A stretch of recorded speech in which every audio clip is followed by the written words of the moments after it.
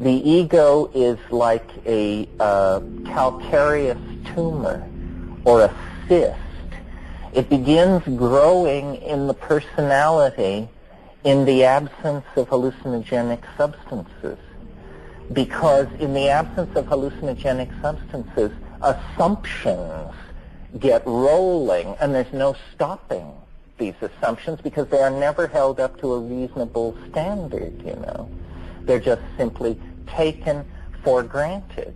And the whole style of dominators' society is a taking for granted.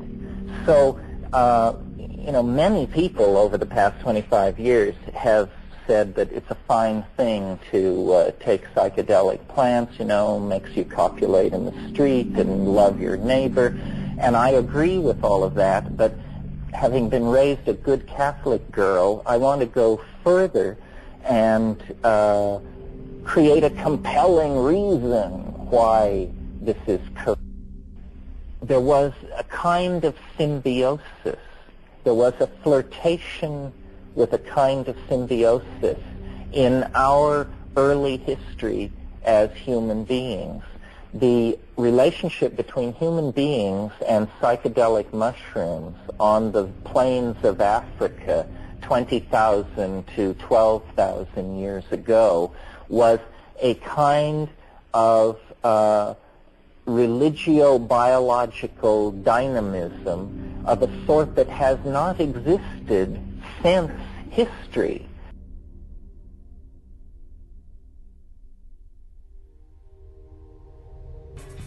I gave you love. I thought that we had made it to the top.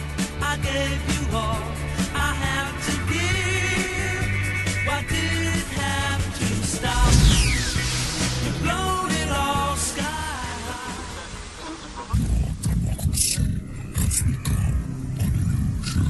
And that spells it the best in fine stereo.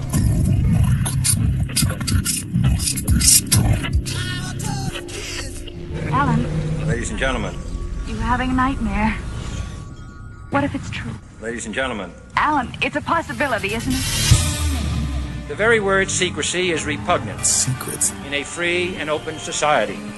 And we are, as a people, inherently and historically opposed to secret societies, to secret oaths, and to secret proceedings. We decided long ago that the dangers of excessive and unwarranted concealment of pertinent facts far outweighed the dangers Constant, extreme danger. which are cited to justify it. Even today, there is little value in opposing the threat of a closed society by imitating its arbitrary restrictions. Even today, there is little value in ensuring the survival of our nation if our traditions do not survive with it. And there is very grave danger, Extreme danger. that an announced need for increased security This is Conspiracy Queries with Alan Park. will be seized upon by those anxious to expand its meaning to the very limits of official censorship and concealment. That I do not intend to permit to the extent that it's in my control. You're crazy. And no officious, high or low, civilian or military, should interpret my words here tonight as an excuse to censor the news, to stifle dissent, to cover up our mistakes. Isn't the Pentagon suspicious that all the buildings would blow up? Or to withhold from the press and the public I think you're just looking at things for the first time. the facts they deserve to know. You've had your whole f***ing life to think things over. What good's a few minutes more gonna do you now? The facts they deserve to know. They deserve to know.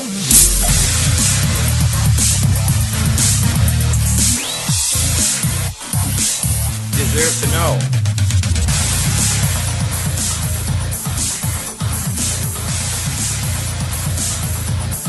Welcome to Green Crush Conspiracy Queries with Alan Park. Deserve to know. These are the Green Crushes. These are the Conspiracy Queries. I am the Alan Park.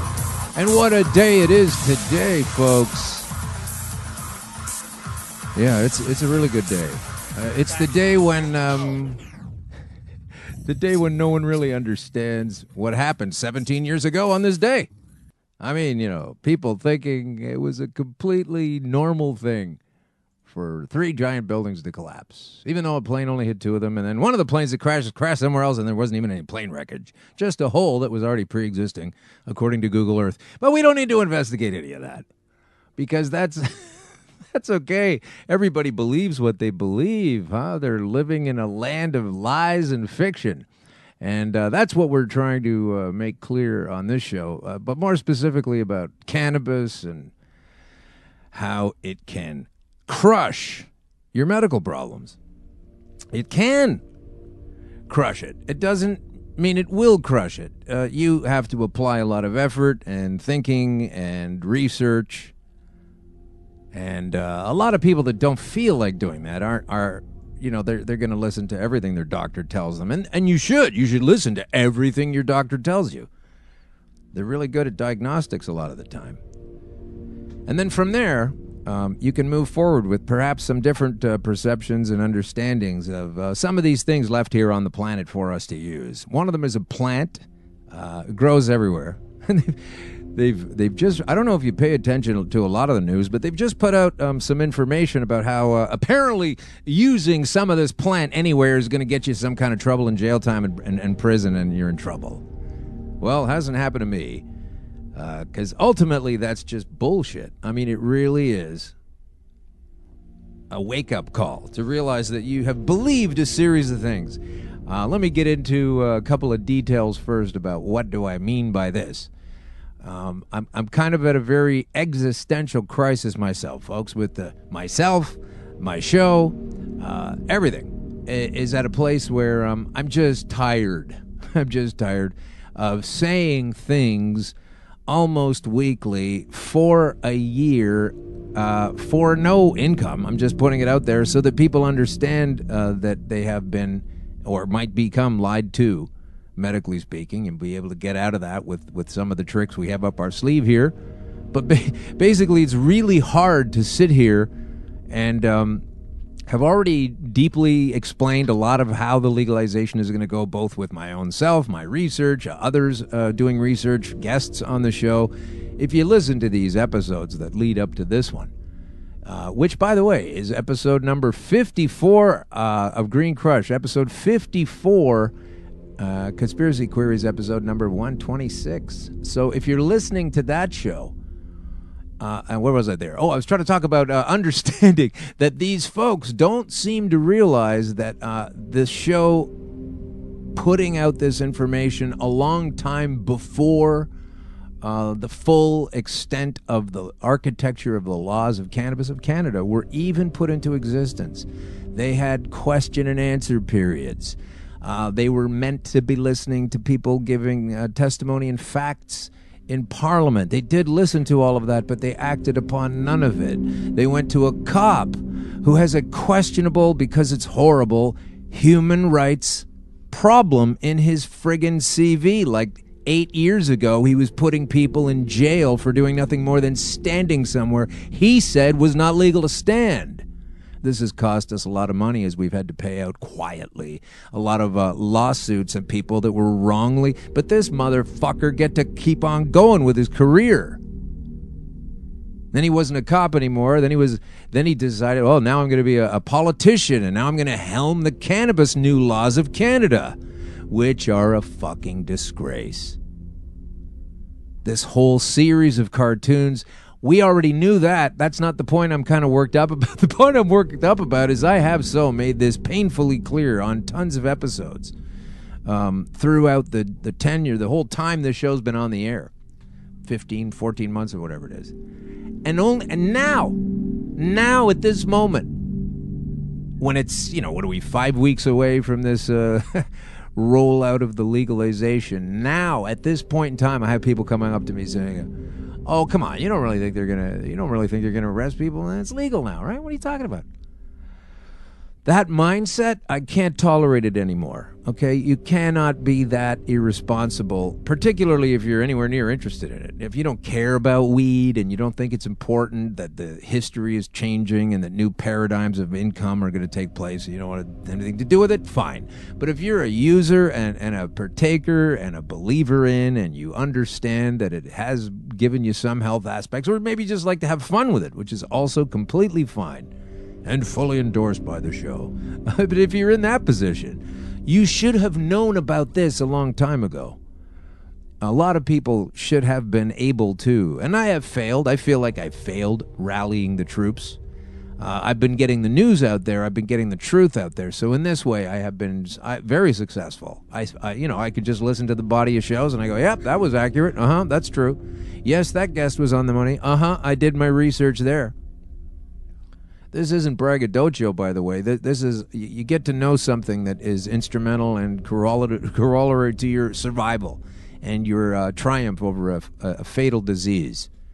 You tend to get into a lot of the angles.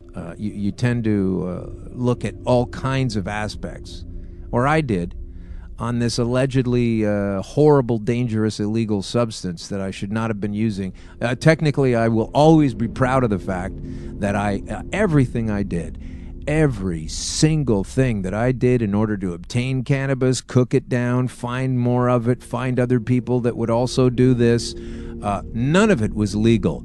None of it was legal at all. I didn't seek permission from some chair-polishing idiot who is helming a series of fairy tales to ask permission to see if I can use a plant to fix myself and take myself out of the funeral home and into a broadcasting situation or podcasting or whatever you want to call it.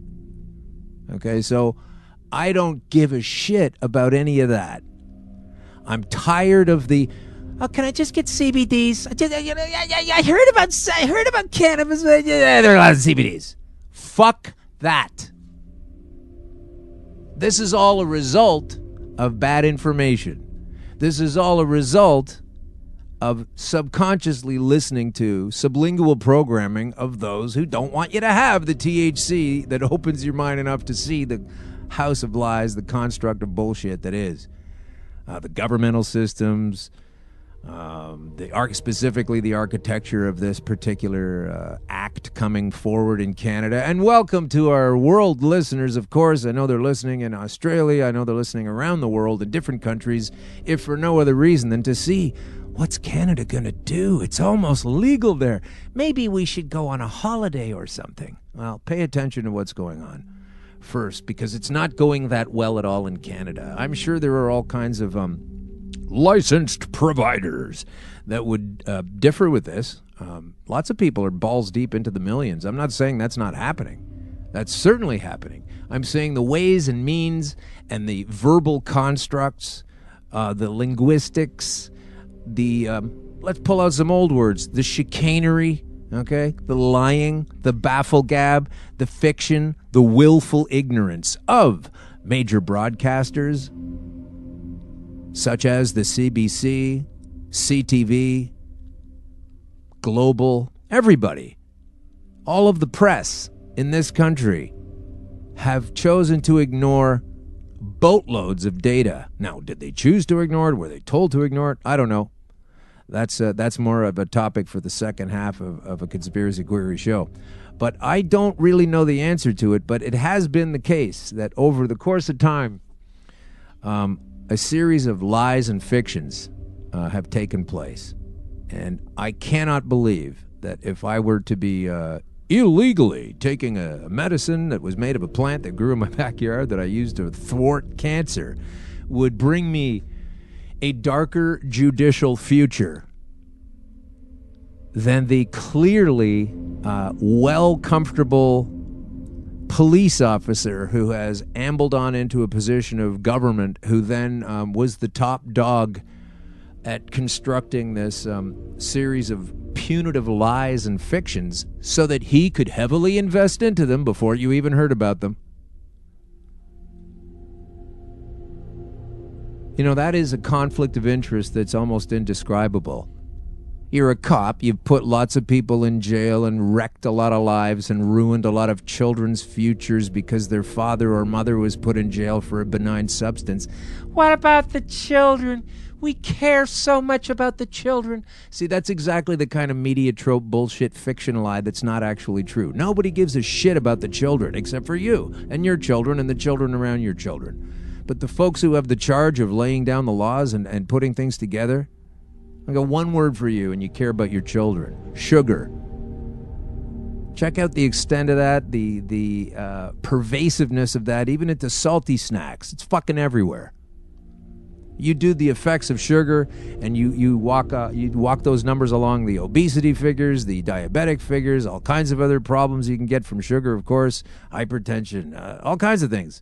It's molecularly similar to cocaine, for God's sakes, and it's in everything. It's in everything every kid eats. It's in every squeezy snack. It's in every bag of chips. It's in every pack of candies. And the same people that are licensing this and putting it on the market is available constantly, with no warnings about sugar or anything else. And even maybe your dentist on the way out with a bowl of suckers on the way out, telling you how great it is to take sugar all the time. Fine, do it. Okay, great. I can't stop sugar. I get it. But don't pretend that you care about the children with the proliferation of sugar. Don't pretend you care about the children when all you're doing is building a house of lies construct to be able to illegally and disgustingly invest into an industry that you're helping to create, courtesy of putting a lot of people that already knew what was going on with that industry in jail and ruining their lives. So I'm really kind of crusty about it. Yeah, they are going to do that. Nobody sat down and crafted 45 laws over a couple of years that they weren't going to use. So don't be that naive, okay? Now, I know I'm saying don't be naive on the anniversary of September 11th, a bunch of people running around thinking that, what the official government story... These are people that complain about government at every level. They fuck everything up on the provincial level, the state level, the legislatures, the assemblies, the congressmen, the senators. They're liars, they're thieves, they're duplicitous. We're catching them all the time. Yes, Hillary was dirty. Yes, of course, Trump's dirty. Everybody's dirty. It's terrible. Oh, what are they saying about 9/11? Oh, it was like this? Oh, okay, then I'll totally believe everything they say about that. But aside from that, we all know what a bunch of scumbags they are. Are you really seriously carrying out that series of thoughts in the same brain? Wow. Amazing. Well, good for you. That must be nice. Oh, they'd never do anything like that to their own people. Okay, all the 6-year-olds, please turn off the show. This is for later. Thank you very much. So here we are with Green Crush episode 54. Who's our guest? I didn't even say it. We have 2 guests today. And we have 3 kind of guests, actually. 2.5 guests. Short-term guest at the end of the show is going to be Sydney White, going to tell us about some cool stuff in the city. And bring her on. She's going to be on the phone. And before that, we are going to get to Siobhan McCarthy. And she is, she's well researched in the cannabis field. She is a person who has been working in laboratories before. She has consulted for many cannabis companies that are available now and out there now. She's worked with them. We'll get into the specific. I don't want to name anybody here just in case some of them don't still exist, but we will go over that with Siobhan and talk about her history and awareness of what's going on. And she will also be appearing at the... now, if I could have just had 2 minutes to rehearse this would have been so much better. So, I mean, this is a great little segue here, but hang on. So, yeah, that's... Oh, iTunes is telling me it can't do something. Okay. Well, that's a long list. All right, get out of my screen and stop blocking everything else I'm doing. See, this is the kind of thing, right? Now I can't even use the sound effects Kim on this thing because it's on my iTunes cart, right? And now iTunes is going, oh, I'm going to do something for 9 hours right now, if you don't mind. So I do mind. I want you to stop all these things. I'm clicking cancel. I'm clicking stop. But, of course, you're not going to do that and everything else. Okay, great. Fuck off. Yeah. So we're in the end times, folks. We're in the end times. Or at least I am. Okay, so, yes, we will be bringing on Siobhan shortly. And what I was going to say, with the assistance of some lovely audio background before all this shit happened, was that she will also be speaking at the Cannabis and Hemp Expo. And I will also be speaking there. So we have this kind of little dovetail here, and I had a little sound effect here, but yeah, whatever. Okay, fine, dandy, great. Maybe it was somebody that was upset about what I just said. Who knows? Or maybe it's just like that's the way it goes sometimes. Could be. All right, let's get back to the actual computer so I can use it. So that basically what's happening now is I can't use my computer. I've been hijacked by a motherfucking whatever it is. And, hi, folks. Hey, are the kids listening? Yeah, this guy does swear once in a while, especially when he's ornery and in the swan song. So, let's it says iTunes could not check for an update to the carrier settings for your phone. An unknown error occurred. And then you click the OK button, right? It just go like that. Okay. So I go, okay, an unknown thing happened. Okay. But it won't do that. It just keeps spinning and telling me that this update that I didn't ask for didn't work for a reason they won't tell me, and I've acknowledged this and it won't fucking go away. So this is a great little model of Western society. As this is exactly how government works. Okay, so that is perfect right there. So thank you very much for fucking up my show. Every single week something happens. This is kind of part of the story, folks. This is kind of part of the story. I'm kind of done. I'm kind of done doing all this every single week and trying to get fantastic good news out, and every single hitch goes against. So I'm not interested anymore in trying to bang my head against the wall. So as we approach, what are we going to do? I don't know. We'll do a bunch more shows. We'll get to like 55 or 80 shows, or 50 or 60 shows, something like that. We have a few guests that we do need to get to, and I will get to, and I won't cancel the show. But sometimes a guest can't make it, and so you don't know exactly what you're going to do that day if you've been planning and working with a guest. So unfortunately, that is what has happened today. So one of our guests is gone. We have one guest here, and my computer does nothing. Cool. All right, so here's what's happening at the Hemp Expo Fest. We have ticket winners. Hopefully they'll come and see one of us speak. Paul Hartman will be there. I will be there. And, of course, Siobhan McCarthy will be there. And we'll be talking to her shortly. So the 5 Hemp Expo Fest winners for 4 tickets each this Saturday, Sunday in Toronto at the exhibition place is... Well, we'll contact you to email the tickets tonight. But the winners are Daria Mercer, Dawn Marie, Josh Novak, and Freddie C. And I'm sorry about this second one here. What does it say? Hampelris? Is that what that says? Hampelris? I'm not sure what that says. It's an Instagram winner, right? So it's D. Hampelris. Anyway, you'll all be contacted to come on down to the show. And our guest is here, so that's great. We'll be bringing her in shortly. Okay, so I'm going to try this one more thing. There's a thing you can do, right, with this master escape force quit thing. Here we go. And maybe I can get that to happen. All right. God, this is getting to be nuts. It's the live show aspect, too, right? Yeah, I will. It's the live show aspect that really is frustrating. But anyway, can we get to... there's the sound effect I needed. Okay, that's it. Hempfest is coming up this week. So this will be the preview. We're going to talk a lot about some really cool things at Hempfest. I really want you to come down there. I'd love to meet some people there. And we'll explain why it's a lot more fun to do a live thing in front of a real audience than to do a recorded thing where everything breaks down all the time. It's so much more fun to go live. Anyway, I will be looking forward to that at around 3 or 4 o'clock in the afternoon. I'm not exactly sure. There is a bevy of speakers on both days and somehow in the middle of both of those packs. So I'm not really sure of the time, but that's okay. Come on down anyway. Wander around.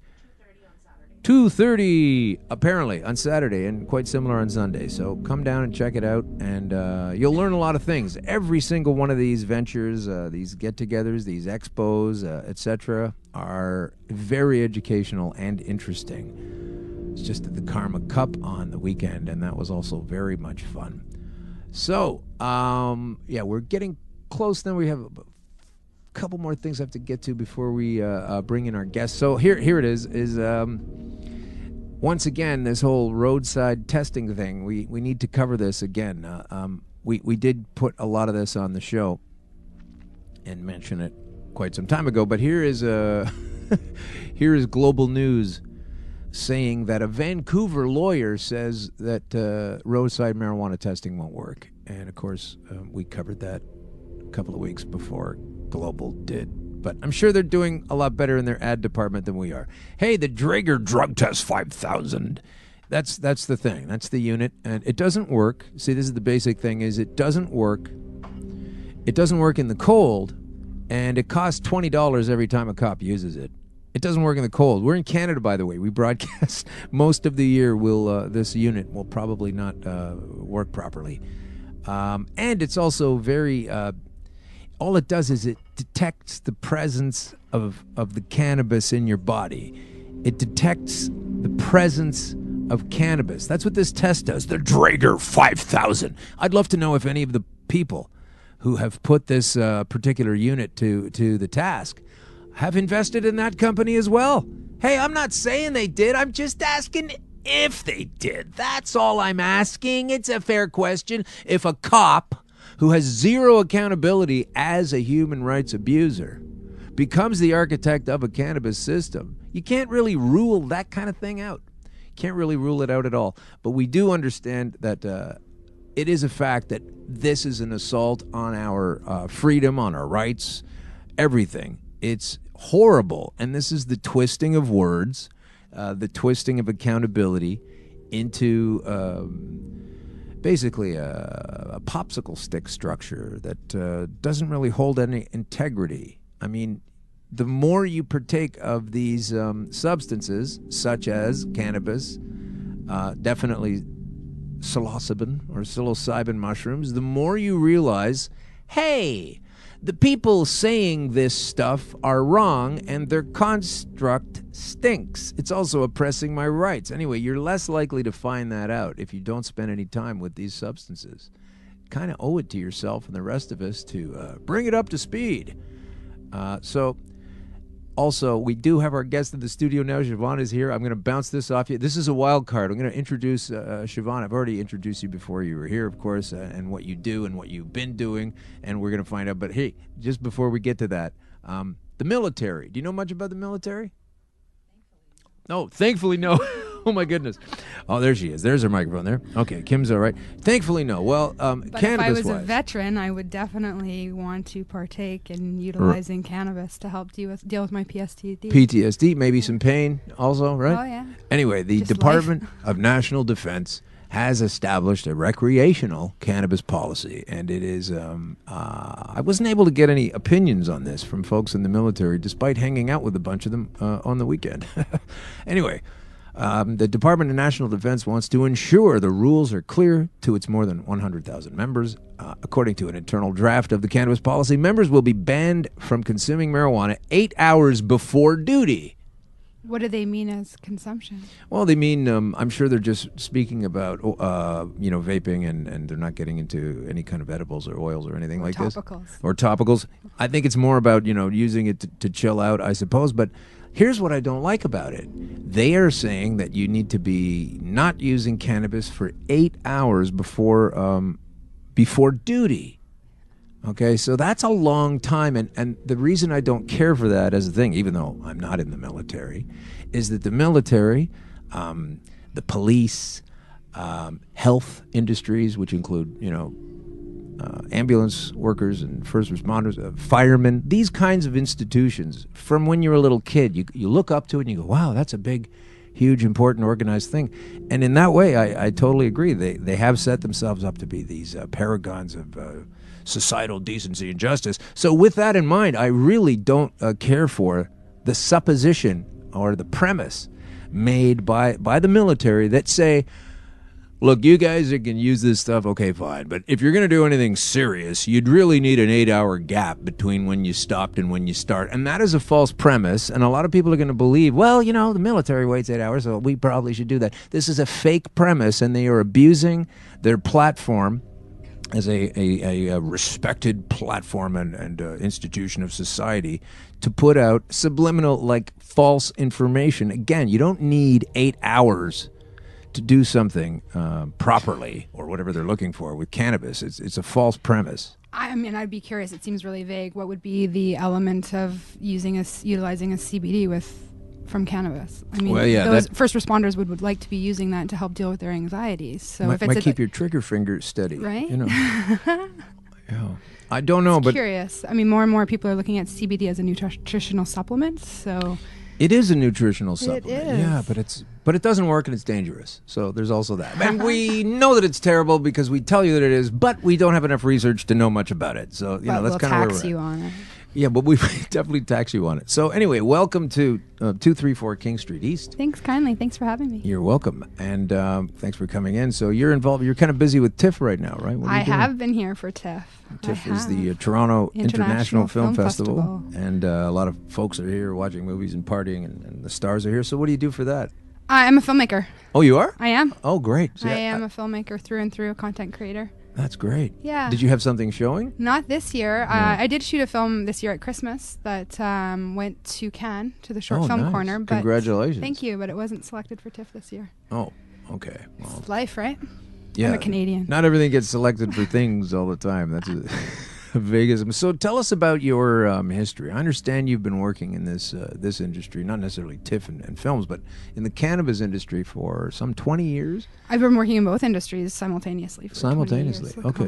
Accumulatively, if I look at it, I was originally prescribed cannabis as a patient. I was one of the people who had a really proactive doctor early on. I had a surgeon who had recommended cannabis to me when I was having a hard time dealing with all the opiates from surgeries and dealing with pain management. So early on, it was recommended that I look to cannabis to help deal with pain management issues. Wow. And so, if I cross the line, just tell me. I'm not trying to, upset the apple cart. But this series of surgeries and the whole medical thing in the first place, was it disease-based or an accident? No, I was hit by a car. I had been a 3-time national figure skating champion, and then all of a sudden ended up in a wheelchair. So cannabis ended up helping me deal with many elements from a pain management, and also to help deal with the emotional turmoil of having your main instrument, being your body, not work anymore in the way that you're accustomed to. So it definitely helped me through depression. And it helped me through. How long had you been preparing to do that before you were derailed? I was hit when I was in my early 20s.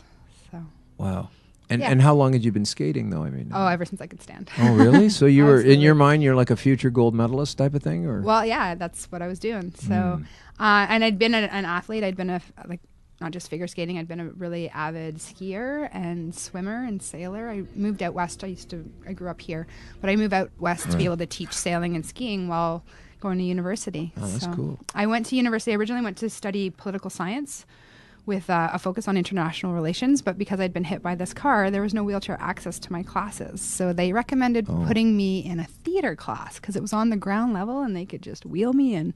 And this is nothing anywhere near what you wanted to do. But well, I mean, I always wanted to, but I was always told that being an artist was kind of a hobby, not necessarily a way to make money. So it ended up being wonderful. Cannabis ended up being wonderful for me. I ended up getting my degree in theater, film, and creative writing, and I utilized the plant really well to help me creatively, and I became a published playwright and started kind of advancing that way because I wasn't able to be physical. It really kind of inspired my mind to release all the creativity that was within and kind of transition that way. And then when you go to UBC, or when I went to UBC, you had to take science requirements, and I wasn't very interested in many scientific aspects of life, but there was an amazing course called Plants and People, and I got to study with the First Nations in the demonstration forest and learn all about plant medicines, and cannabis was a really big one. And that all came out of, I don't want to do this. And then you found one thing you were going to do. Yeah, and now I've been working as a consultant for many different companies. I'm Vancouver based, and so the one that I've been working with over the past 3 years has been Cannalife Botanicals, and they're an amazing company of women. Oh, yeah. Let's find out about that. Yeah, I want to mention something about that product, that Cannalife. I've got some. I've used the olive oil once. It was so great. On your popcorn? No, actually, I would shoot a tablespoon or two into a smoothie in the blender, and that was it's great. It's amazing. We work with the coconut oil as well, which is also wonderful in smoothies or a bulletproof coffee. Our products are a lot different from others on the market because we work with a plant infusion. Oh, so what's that about? What do you mean? What's the difference there? We decarb the actual flowers, like the buds, and we then infuse them in coconut oil and in olive oil. So they go into like a bladder-like and do you have system. to, how long does that have to soak in? That's like part of the proprietary, low and slow. But it's not like a tea bag where you throw it in for 3 minutes. No, we have a definitely a proprietary approach to this low and slow. Well, can we get one of these proprietors in here and answer them these questions? But because of that, we're really potent. I mean, 1 teaspoon is 25 milligrams for us, whereas most people are used to 1 tablespoon being 25 milligrams. So I'm a big dosage fan. Okay. I think power pack that stuff, and then it's up to you to take in tiny little diminishing amounts until you can handle it. Not let's sell a bunch of fake, shitty, watered down stuff, and that way you'll be safe. I agree wholeheartedly insofar as having responsibility in regards to labeling and being accountable and having your products tested. We do work with a third-party lab to test our products, and that had been a world that BC I lived as well? That is in BC. One of the 18 approved by Health Canada for testing cannabis, and I worked there for a while. So I'm really big on creative compliance, but compliance insofar as properly educating the consumer in regards to what exactly are you giving them in their medicine. Right. So at Cannalife, we work with different plant essences in collaboration with one another.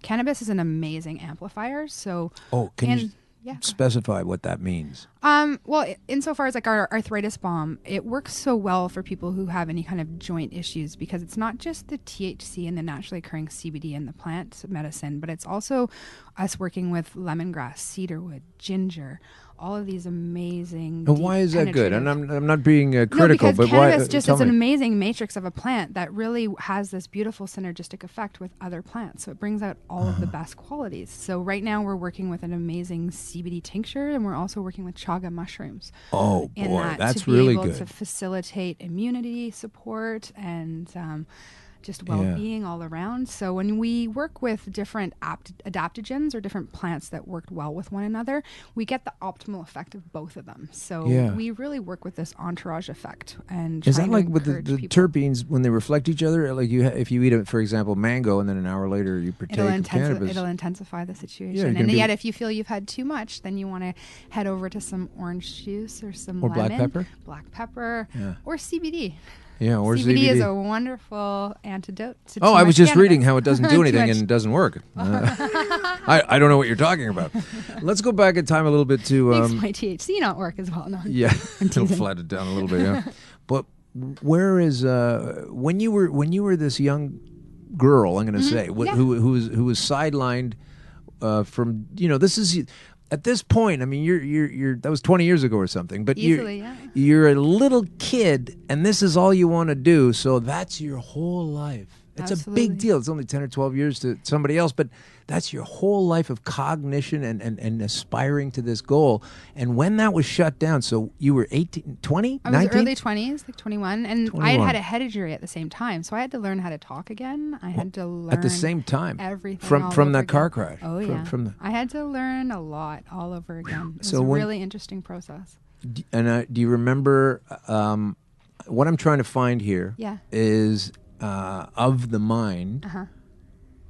Do you remember, or can you describe the sensations and or awarenesses or realizations that put you to the place of like, well, I really wanted to do that, and I'm still upset about not doing that, but the whole transition where you eventually had to get to a point where you were okay with it. You can't just keep crying about this skating thing forever. It's interesting, for a long time my accident did define who I was and how I kind of related to the world because it had been such a significant, had such a significant impact on my life. Like it literally changed who I was and where I was going to go and what I was doing in my life. So I think for a long time I had to really deal with some anger issues. And some abandonment issues because my family wasn't there when it all happened. I was immediately forced into like the welfare system as somebody who had like major cognitive challenges. And so it really taught me tenacity that there's going to be nobody in this life that's going to be there for you but yourself. Right. Oh, hello. So, I don't know why this is... It was definitely a learning experience, and it made me a better person. I don't think I had looked at disability issues or accessibility in the same way. I think until you have somebody who has challenges with mobility, you don't really realize what a horrific state our society is in. Like, God help you if you have to go to Mimico. There is no elevator at Mimico. Mimico what? Station on the GO train. Oh, really? Nope. Oh. You're just not supposed to go there if you need a wheelchair. You need to get off public transit. So it's really I can see how old in places might not have it. 18. I don't know. It's kind of like your human rights. No, this is technically speaking, with government funded. I mean, there's some public places access to public transit. True. No, that's what I right, mean. But you've got this funded system. I mean, you might find an old restaurant somewhere that doesn't even have a bathroom. Never mind access, Absolutely. and it's like 100 years old or something. Absolutely. But when you have a transit system. I didn't know that about Mimico. Wow. Yeah. You know what else they have in Mimico's Mimico? not the only one, but I like to bug it because I'm close to that station right now when I come to visit. So Mimico's one of the local Ontario prisons as well, so maybe you don't want to get off there. Do they have wheelchair access? I'm sure they do. Maybe there's a loophole. Yeah, I'm sure they won't not put you in there just because you need a wheelchair, that's for sure. So anyway, so this is the transition, like, was the cannabis itself, or let's say the THC, or in your early stages of taking it for this medical reason, did it cause you, do you credit it at all for helping you think and deal and process with I lost this, but now I'm going to do this? Absolutely. I mean, as I said, it really helped my creativity flow.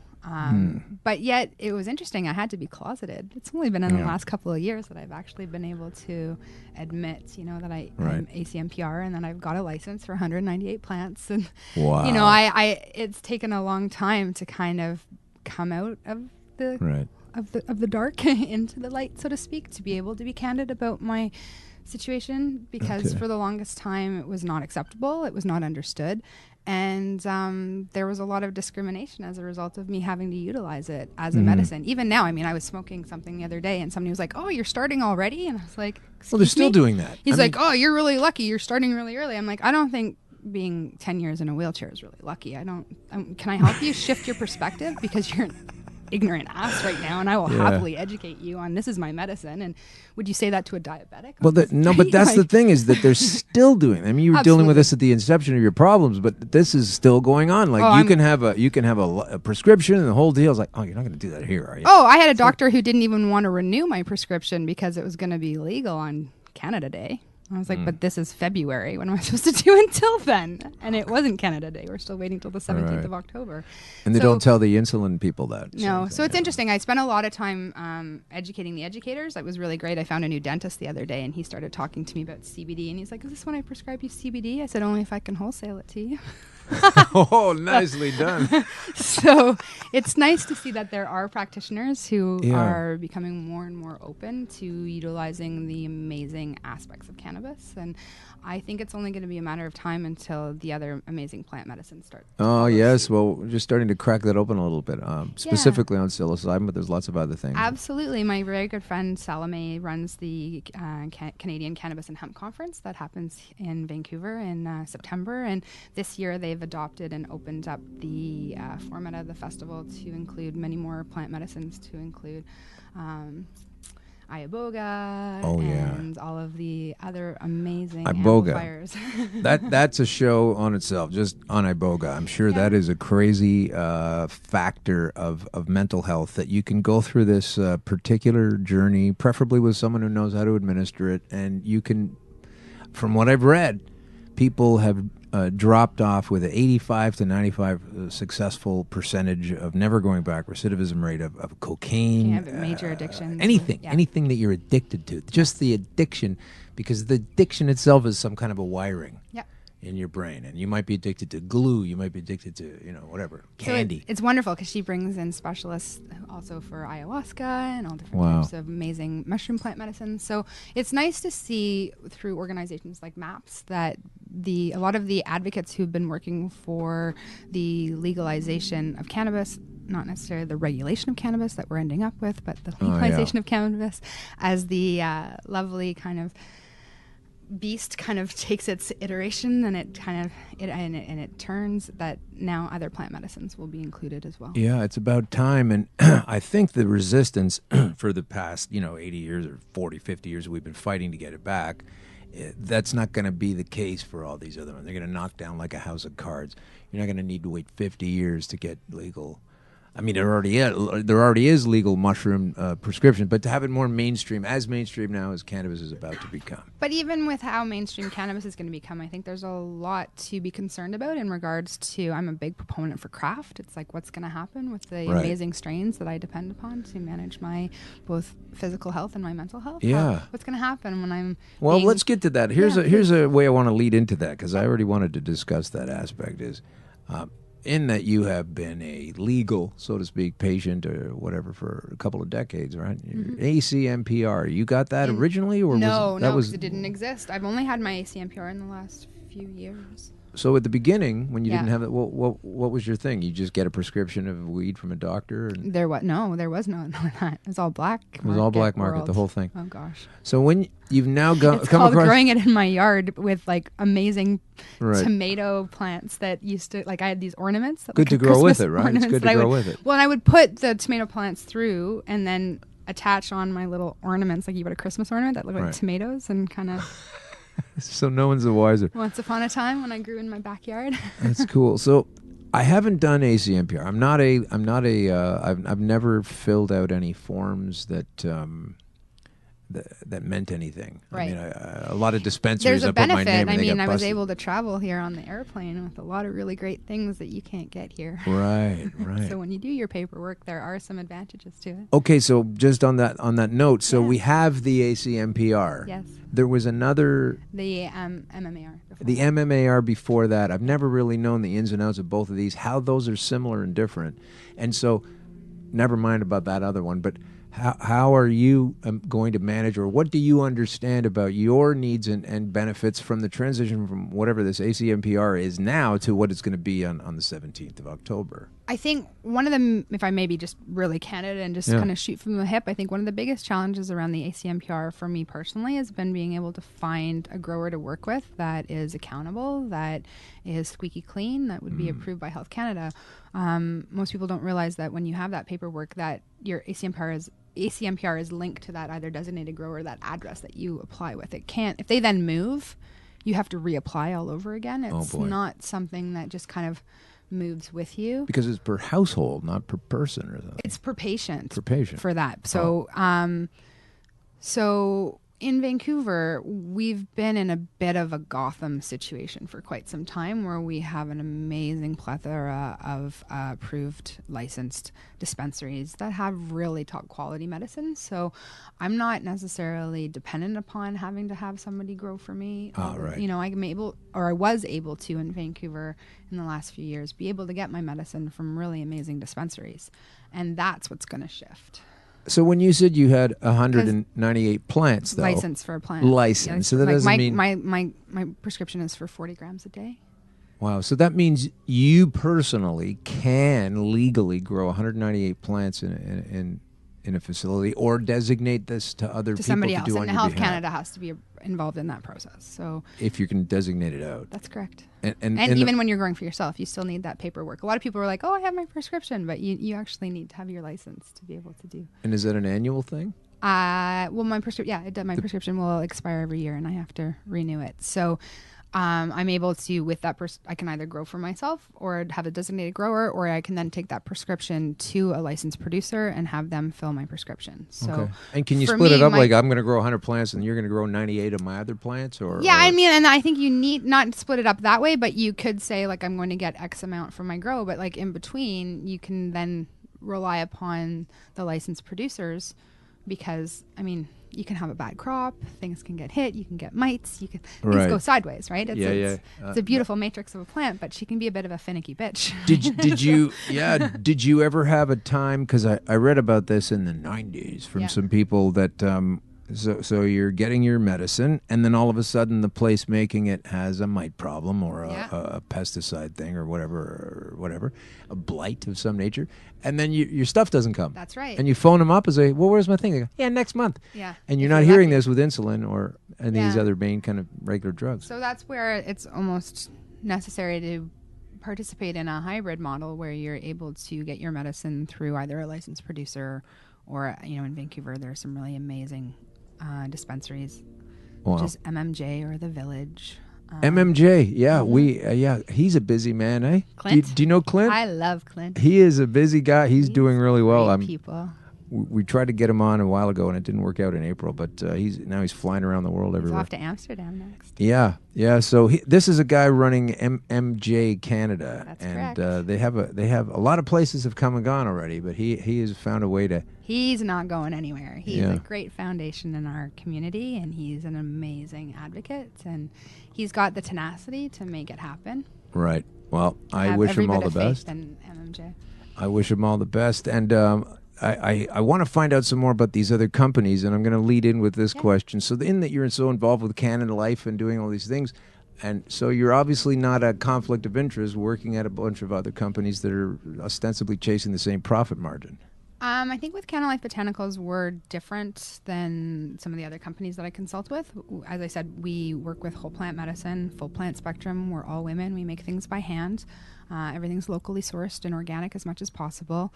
I have a mandate that's very much met at Cannalife in regards to we don't use any solvents in the extraction process. We just use heat and cold.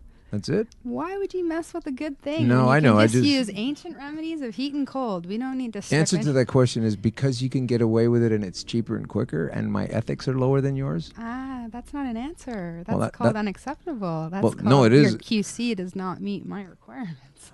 I agree. But you know that kind of thing happens. Absolutely, which is why it's really important to align with companies and have a strong mandate to not proliferate that bad behavior. And that's one of the reasons it can be a good segue to why I spent a good year creating the Know Your Medicine campaign for Northern Vine Labs. And all right, well, let's get to that.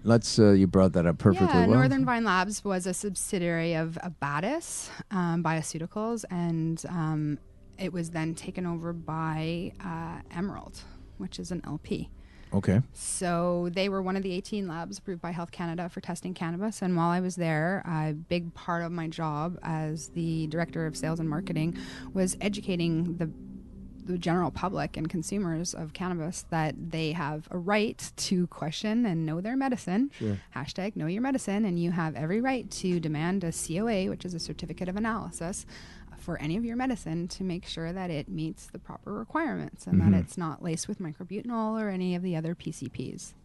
It's fascinating to me that this, let's say in this capacity, a medicine, because it's also a food and a recreational thing and a meditative thing and a spiritual sacrament and everything else. But it's funny to me that this taking it in that way is so, people really want to understand.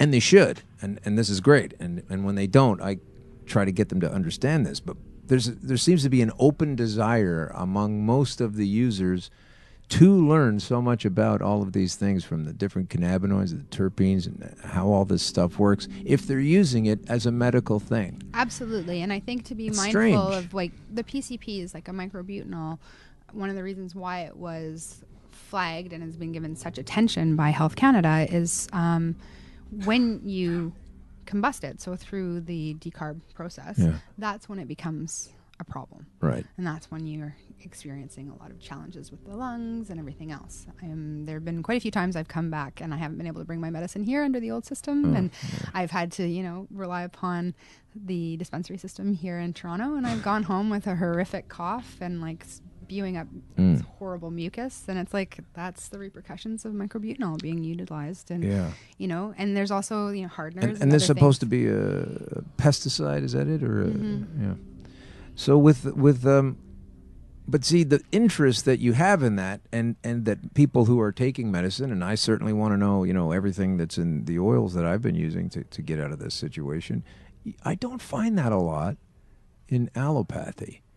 If someone's on a birth control pill, or someone's on a heart medication, or someone's on an appetite stimulant, or they don't give a shit what the little components are and the things in the pill, as much as I know that people that take cannabis, they don't want to know how to create it, they don't want to know how to grow it, they don't know how to get their own. They just go, my doctor gave me these pills, I don't know, they're not working. And there's sort of almost a wall of I don't really want to care or know about this. Yeah, but it's not the same with food. What do you mean? Look at the difference with how people have an approach to food, and if they're going to go I mean with Safeway, medicine. or I mean with cannabis, they want to know. Loblaws versus going to Whole Paycheck. Oh, absolutely.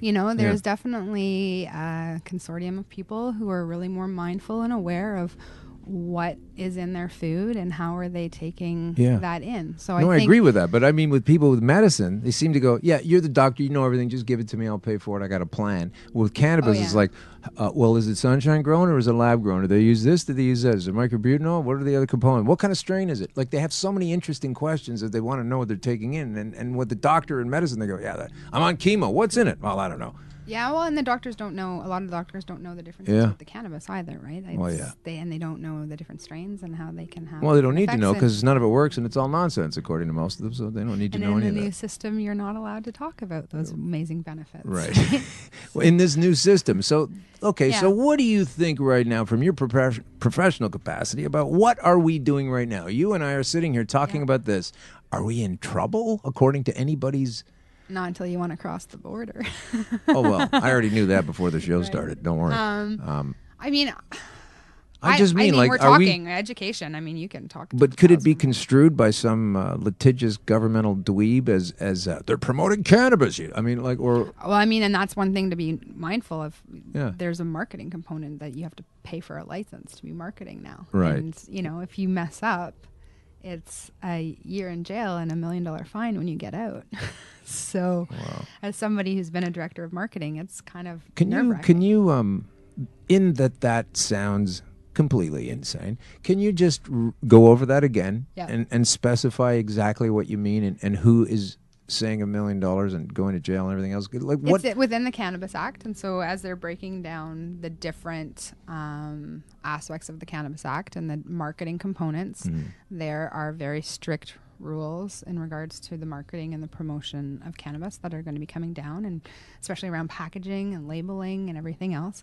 And so at one point, and it's been interesting because I haven't found it for a while, and that's one of the areas I was really trying to take a look at, was that there was this marketing license that you had to have to be a marketer within the cannabis industry. I think it was like $35,000. Really? Yeah. 35 to be a marketing, which is a person who only tries to get someone to buy the product. Which has got very strict rules around it. I mean, I'm fascinated with the marketing side of things, and I'm also fascinated with consumption and how consumption is going to go down. Well, this is the tolerance. Look at Toronto is a perfect example. I was here a year ago, and they started to make the announcements of how everything was going to come down in regards to the LCBOs and the CCBOs and everything else. And at that point in time, the government official was very quick to say that you were only going to be able to smoke in your backyard. Well, 65% of Canadians only own a backyard. So where's everybody else supposed to go? You're going to say that cannabis is an amazing part of hospitality, and you're going to say cannabis is a big part of tourism. So it's like, okay, come on over to Toronto, and you can come and buy your cannabis, but where are you going to smoke it? Yeah. You can't smoke it in your hotel, and you can't smoke it on the sidewalk, and you can't smoke it on the street. Well, I've been smoking it in hotels since I was staying in motels. But what's the fine going to be moving forward? Usually just making sure that the towel that you put at the base of the door has been hung back up on the rack. I don't know. I've been doing a lot of traveling in the States, and they have a $500 fine if there's any smoke a joint or vaping in the room. How are they going to know you're vaping? This is what I tell smokers. There's a distinct smell to vaping. Compared to smoking? No, but it's noticeable. Well, only if they come in. Come on. Anyway, I'm saying vape. That's what I'm saying. If you're in a hotel room, go for vaping over smoking. Anytime. Absolutely. But, I mean, just in regards to when you look at how the mindset has been and the culture and the community of smoking, like you're in a circle and you're having, candid conversations, and you're able to have a shared experience. Where's that going to be happening in the future? I don't think they really care too much about that. No, they just care about giving you the fine and giving you the money and putting you in jail. And yeah. Like, that's where they're going to make the money. This is all about creative compliance and regulation. It's not about legalization. Where do you see? If they really cared, they would have made sure that topicals were in the first tier of legalization. It's the safest modality, and they won't be legal for a whole other year. Or maybe a delay takes it longer. Yeah, it's going to be longer because they need to know how to tax it, because they're going to monopolize the cosmetic industry. And yet then where's the discrepancy? Why is it the Body Shop has been allowed to have a brand called hemp for 20 years now? Oh, is there hemp in it? Yeah. It's a sativa that's been grown in France. Wow. And it travels internationally, and it has for over 20 years. So there's definitely a precedent in place. Well, I'm just glad France. And then Sephora launched a mascara called Kush with cannabis in it as well. Wow. So there are a few kind of bold brands that are trying to be ahead of the curve, but how's it gonna proliferate moving forward? It makes no sense to me because there's so many aspects of this whole deal that stink. Like you would think, like, I mean, you know, people are around the world are currently hating Trump, okay, and that totally makes sense. You can see why that's going on, but you can't imagine that in that country where they're totally hating Trump, they actually have more advanced and intelligent legislations in a lot of areas, like such as the repatriation. Yeah. And people that went to jail and people that had their lives ruined, they're actually going to them first and going, okay, we're going to switch it over, but are you guys okay? Do you want some help? We don't have anything like that here. Not yet. Not yet, but it's not in the legislation. It wasn't listened to by the folks on a hill that were... But there's a lot that's not been listened to. I mean, ultimately, no medicine should be taxed, and there's only two medications that are taxed in Canada right now, and that's cannabis and Botox. Oh, Botox is a medication? It is. Jesus. For migraines. It's phenomenal. Oh, okay. Right. I thought Absolutely you meant phenomenal. to use it for, And a bunch of other issues. Right. It's used for people who have, I can't remember the name of the challenge, but when you have sweating issues, it's often injected into certain Botox. for sweating. I was just thinking of the plastic surgery. That kind of made me laugh. And but that's the way things get rolled out.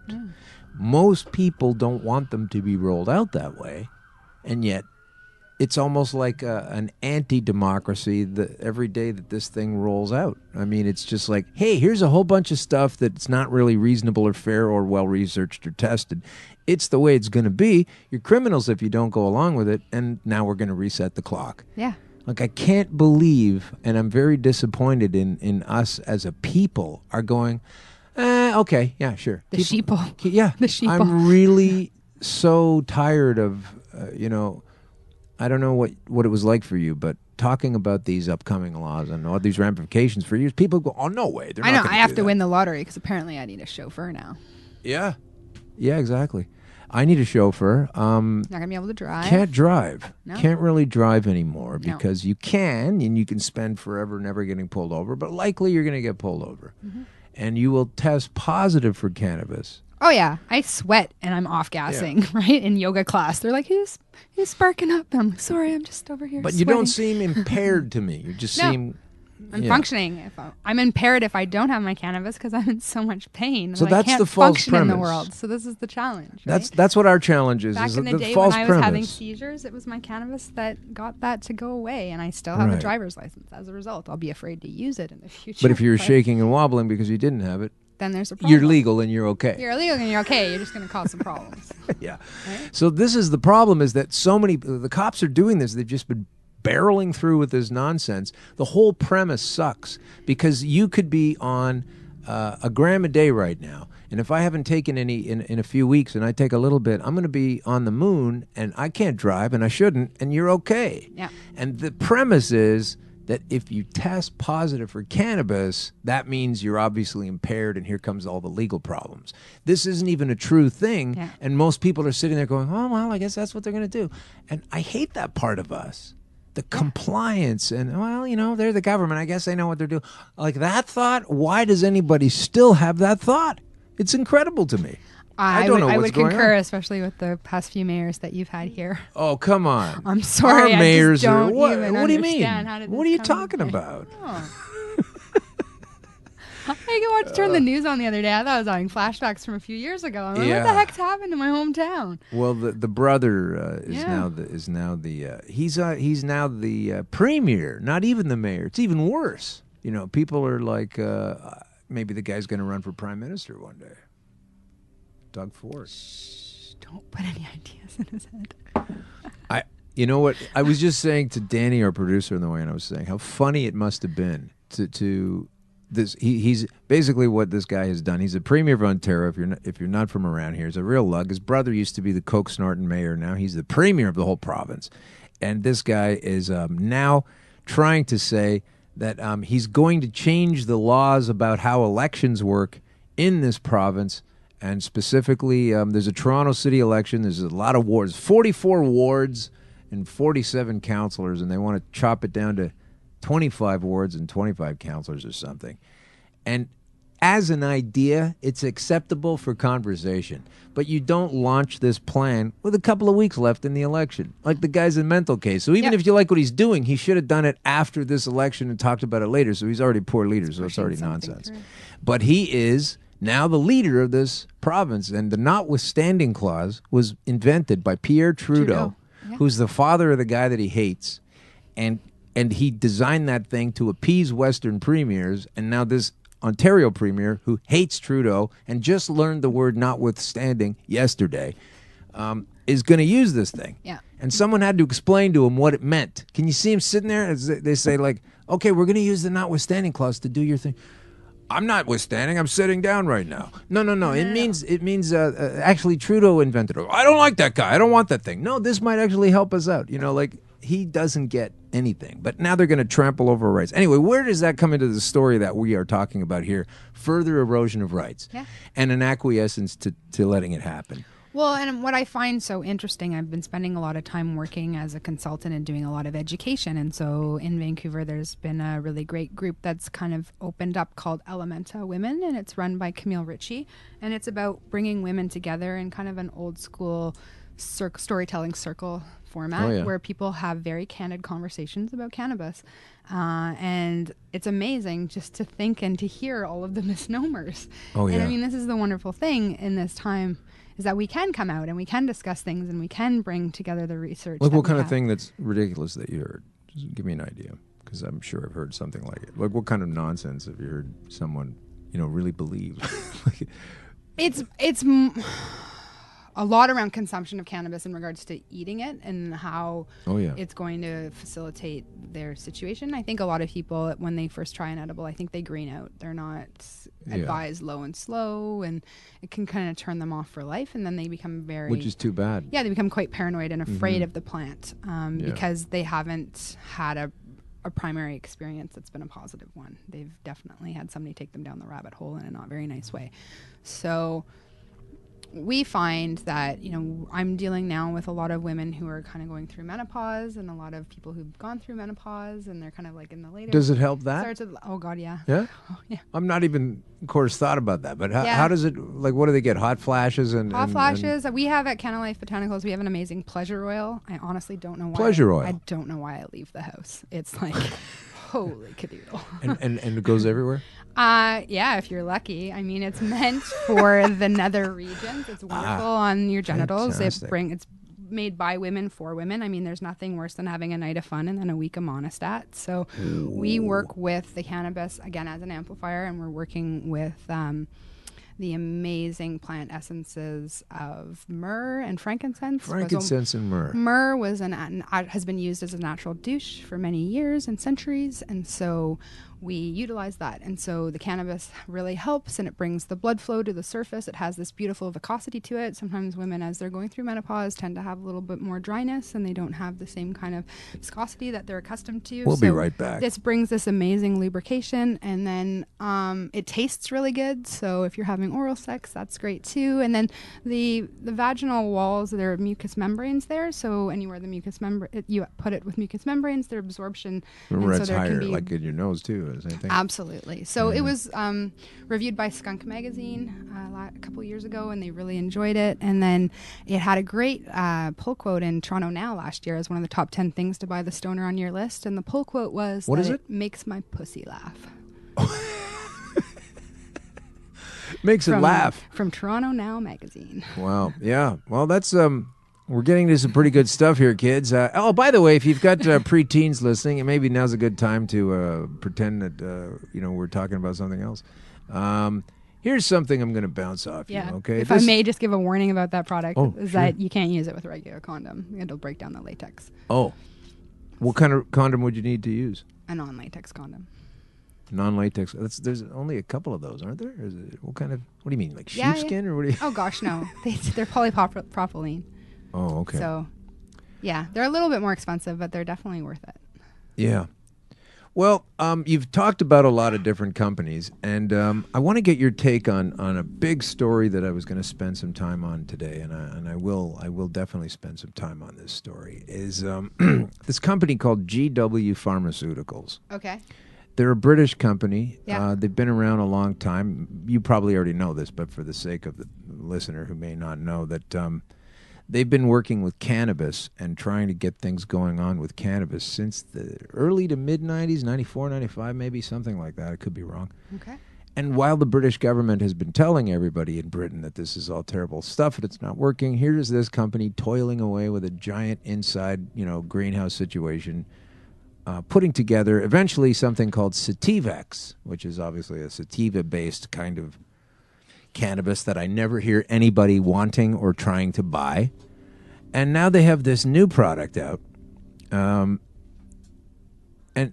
to the life of me, I don't understand it. Basically, it's CBDs targeted specific. It's called Epidiolex. Mm-hmm. And this is for the... oh, gosh, I forgot what the hell it is now. What is the epilepsy? It's an epilepsy medicine for to reduce the stresses of having these seizures and everything else. And it's that's a very applicable use for cannabis. But and the cost of it is $32,500 a year. That's just so affordable. Now I want to know where you get. Health insurance coverage that'll accept that. Yeah, well, this is the problem. Like, I'm not saying you're going to have to pay out of pocket $33,000 a year, but who will? But somebody's going to cover it, and there will be insurance companies. And so, if I get it, maybe I'll have to pay $300 a month for it. And if you get it, maybe you'll have to pay $500 a month, or $1,000, or maybe only $50. Depends on your plan and whatever it is. But you are paying for it because even if you're only paying $200-300 a month or a year for this stuff or whatever, and it's $33,000 a year, this is going to affect the economy more so than your medical situation. So it's not okay to get a drug that's $33,000 a year for a year's supply of CBDs, which would be, what would that be if you had your own 200 plants, say, and you're trying to manufacture your own CBD? Hundreds of dollars a year, maybe? As opposed to $33,000 a year. So where do they get off? Do you think there'll be a pushback like there was with the pushback with the guy who tried to up the prices? I hope so. Of this is where I'm going. Yeah, Martin Shkreli. Yeah, the medication that was for the dude. EpiPen. Like everybody just kind of shamed him and was like, right. That's not going to happen. Right. So one would hope that this is where I'm going. I want GW Pharmaceuticals in the cell beside Martin Shkreli. Now, he's American, they're British, but theoretically, that's what I think should happen. I don't know where you get... I have purchased, I have been given, and I have seen created in a laboratory CBDs. Yeah. No one said to me, this is about $33,000 a year. No. Like, I don't get where people get off on doing this. And again, it's sanctioned by the government. It'll be $60,000 for like a kilo of it. Yeah. It's ridiculous. But not for a single serving. And they have, here's the problem too, is that they have problems. They have big problems at good old GW Pharmaceuticals in England. They have a track record that is appalling, and we can spend some time talking about that, but they're now all excited about this first CBD medication, the world's first CBD medication, they say. Anyway, it's the first one that costs $33,000 a year. But I don't understand why, how, when. So this all comes down to governmental handshaking, politicking on the inside. You're lobbying when you're a lobbyist and in the business, and then when you get in to the government and you benefit from the rules, and you keep, they just keep ratcheting up how they control things, and we can't seem to get past it. That's why I like people like you, who are very well versed on all these other topics. There's different ways to go. I'm really fascinated right now with cobaiba. What is that? It's a plant out of Brazil. Oh, God. Cobaiba? Cobaiba. How do I spell this? Copibia, I believe. Cobaiba. Oh. Cobaiba essential oil? Yeah. Kind of Cobaiba doTERRA? Yeah. Okay. Look at that. I will. This is great. Young Living Essential Oils, Cobaiba Essential Oils. What does that do then? I'm not going to read all this, but what does it do for you? It has the same effects as CBD, but it's legal internationally. Well, thanks for that. See, I've never heard of this. But then I start to worry about the sustainability of it and how is it being sourced and is it being ethical, and when everybody gets on board with it, because they're not going to be able to afford the $33,000 CBD. Well, that's amazing. Well, thanks for that. It's also a moisturizer. And you can only buy 1 bottle a month from doTERRA, so they're trying to trying to be on it in some regards, but I think more and more we're going to find ways. Yeah. It's like can't go over it, can't go under it. Gotta go around it. No, you gotta go through it. Go through it. This is why I'm not denying anything. I don't hide anything. I don't say, oh, no, I'm legal, I'm licensed, I got a prescription. I've never said any of that stuff because I challenge anyone to tell me that I made a mistake taking a substance that I was guaranteed there was no thing that could help me out, and now I'm almost 4 years into my successful turnaround. So I think it's really, I mean, I think the biggest thing that kind of fascinates me and makes me want to shake my head the most is the fact that there is not really any education coming down from Health Canada. That's a great point. I actually had a question for my other guest on this front, but let's go there. Do we not find that troublesome? It's hugely troublesome. Like, how can they be the authority and yet not be giving any directives? I mean, I can't believe it became so apparent to me when I was here for Lift in May. Yeah. I came to Toronto and I listened to the mayor's talk and how they've been given John Tory? Absolutely. No, not here, but like Brampton, Brantford, like more in the burbs, and how they'd been given absolutely no information whatsoever. Right. And so they're like, how are we supposed to build bylaws and how are we going to deal with when you take that fact and you put it side by side with the reality that over the course of fighting to bring this stuff to ourselves, they have constantly at every turn said, well, it's really dangerous and it's really bad for kids and everything. People have to, and where's your education? They don't have any education, because as soon as you provide the education, you're going to realize their position is untenable. There's niche, but that's like the National Institute of Cannabis Education, but that's not the government. I mean, they're affiliated and they do a lot of advocacy and they do a lot of great work. Brita Rizzote is phenomenal. What's the name of this company? Niche. NICHE, the National Institute for Cannabis. And hemp, probably? Hemp. Education. Education. And that's great. They do really wonderful work, but again, like, they're not responsible. They're not I mean, they've come together and they're doing some really great work, but it's not like there's a branch of would it be Health Canada? Would it be in your mind, and this is probably completely unworkable, but in your mind, would it make sense that if the government said, yeah, we do really need to know a lot about things, and hey, Niche, do you want the contract? And then Niche provides us this information. Are they that solid in your mind, or I mean, compared to the bunch of governmental researchers putting out a bunch of stories, would you trust them with the truth? I think they'll need help. Yeah, I mean, it's a large initiative. But they would be able to do it. I'm just gobsmacked that there's nothing really happening. Yeah, well, it's 5 or 6 weeks away, and of course the government sings the song of what about the children, what are we going to do? But they don't have any information that says how we should teach them about it, or since you're introducing this stuff that you've always been worried about, how should we present this information to kids? It seems like I'm getting more information around that from blogs from like the Young Mummy Club, YMC, or whatever it's called, or like Erica M, and different people are out there kind of talking. Right. So it seems that people are getting more warmed up to the idea of wanting to share their stories and kind of do education through like a co-learning experience or a co-sharing experience. But there isn't like a directive that's coming. Well, I think down. I think even when Health Canada upped the PCP list that labs had to adhere to, there wasn't any really big change or notification. There wasn't any time. They were just all of a sudden told they had to have these on the list, and they were expected that they had the SOPs in place to be able to do it. And some of the labs, it's going to take a year to figure that out. Well, I think it's not like anybody's done it before them. Where I could see through the artifice of this, and it's been constantly upsetting me, basically calling them on it. Like, where is your education? Is that to me anyway, and people think I'm nuts, that's okay. But to my logic, exactly. To my logic, what I say is the government that's going to make cannabis legal, and it's going to be a sell. We're going to change the way it was. We're going to do that platform notion idea. Let's go back to 2015 when Justin realized he was going to win, and they might be doing this, and him and Stephen Brofman can make out like bandits. Sidebar, sorry.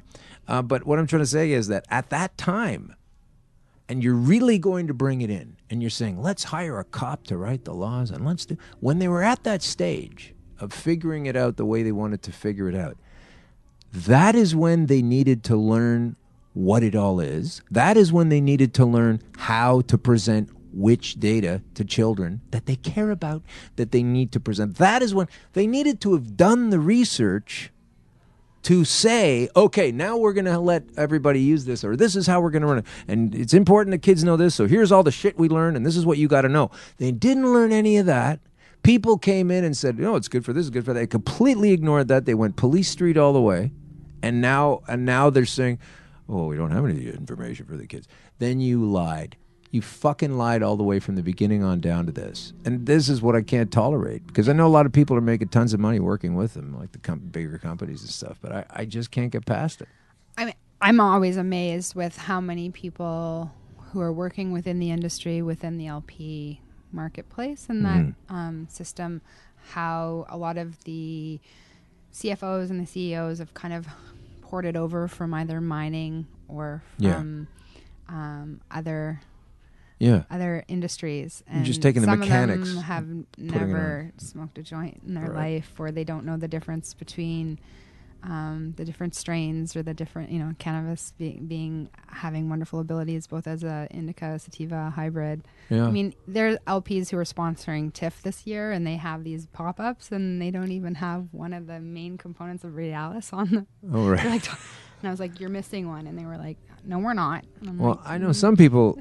Yeah, that's a mindset of the corporate policy, but I know some people who, personally, who...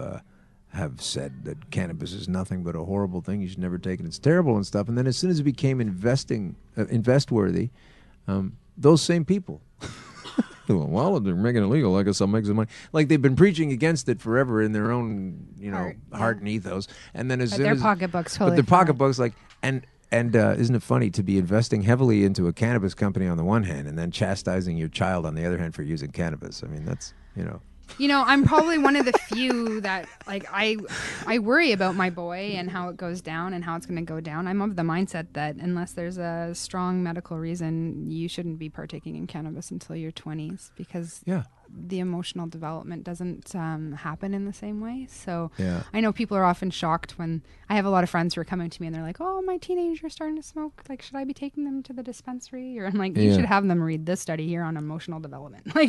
Not that that's going to be helpful for the teen, but it might help the parent have a better understanding. I think parents, again, this is a place where education needs to happen, because they're seeing that there are dispensaries like in Vancouver that are legal. So they're like, okay, our government, our mayor's behind this. Each of these dispensaries have paid $35,000 for their license. So there's something to this. Some of them have partnerships with the BC Cancer Foundation, and they've got their plaque on the wall. So, and yet it's like, how do I deal with my kid who wants to use this recreationally? Right. Yeah. It's tricky. It is tricky. It's a tricky time. And then they're also learning to drive. And it's like, oh, jeez. It is tricky. These licenses, this is another thing. Once again, there's no care. There's just, I care to choose to suck as much money out of this thing as I can. I care to choose to cash your check. Now, I heard a ridiculously large number the other day, and I can't remember if it was like, I think it was 30,000, but it might have been 3,500. Okay, but whatever it was, it's in Kamloops. I should check this out. But the specific thing in Kamloops was that to get this particular business license for a cannabis, whatever, anything you're doing, is this giant number. I think it was 35,000. That's what it is in Vancouver. Yeah, and then for if you want to do make your own wine store, beer store thing, it's up at $298 a year. Probably. Or something.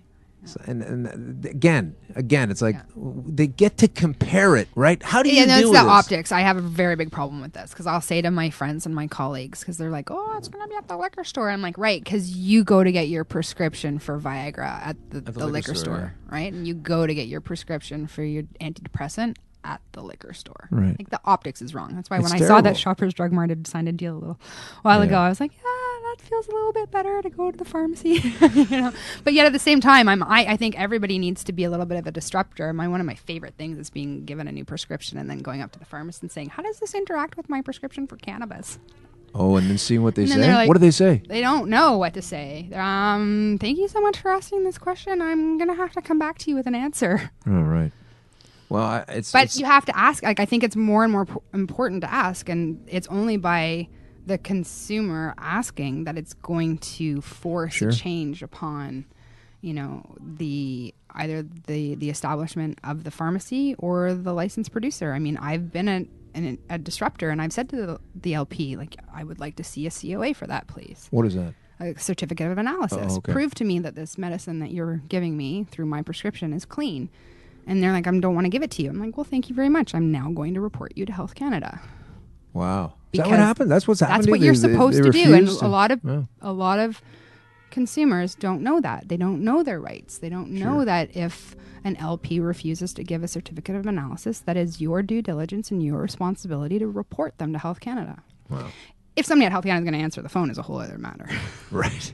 Well, not everybody does what they're supposed to do. Like people that have an allowance for a certain amount of cannabis, and then the recommendation is that anything beyond that, you have to pour cat litter in it and throw it in the garbage or whatever. It's like, yeah, I'll get right on that. How do you deal with? That was a fun one at the lab because. Did you do that? No, we had to. You have to destroy everything. Yeah. Nothing can leave the lab except for the test results. Like, you're not allowed to have anything leave. It all has to be destroyed. And so funny, we had the cable guy come one day, or the internet guy, and he was like, when I work at because there's big product on the desk waiting to be tested. When I go to the vineyard, they give me samples after I've hooked up their internet. And I'm like, not like here. Sorry, we can't help you with that.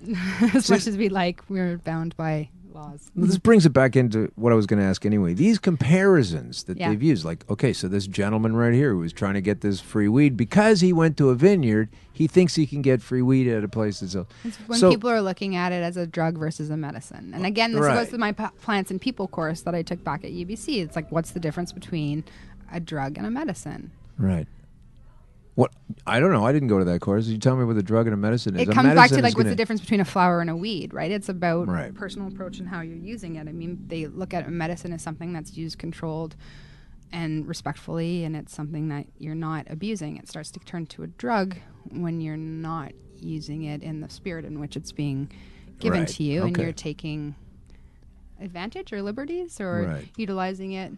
Your doctor can give you T3s, but if you're going to do those T3s with Tylenol and do that recreationally, it's a whole other matter. Well, with anything, you need the education. You get a prescription. It tells you right on the bottle what you're supposed to do, with food, without food. Yeah, which is why we need to go into the pharmacies and say, how does this interact with my cannabis? Like, I'm always fascinated. I have thyroid disease. How is this going to interact with, is my CBD going to counteract my Synthroid and my Cytomel? I've been asking this question for years, and I still haven't had an answer. Yeah.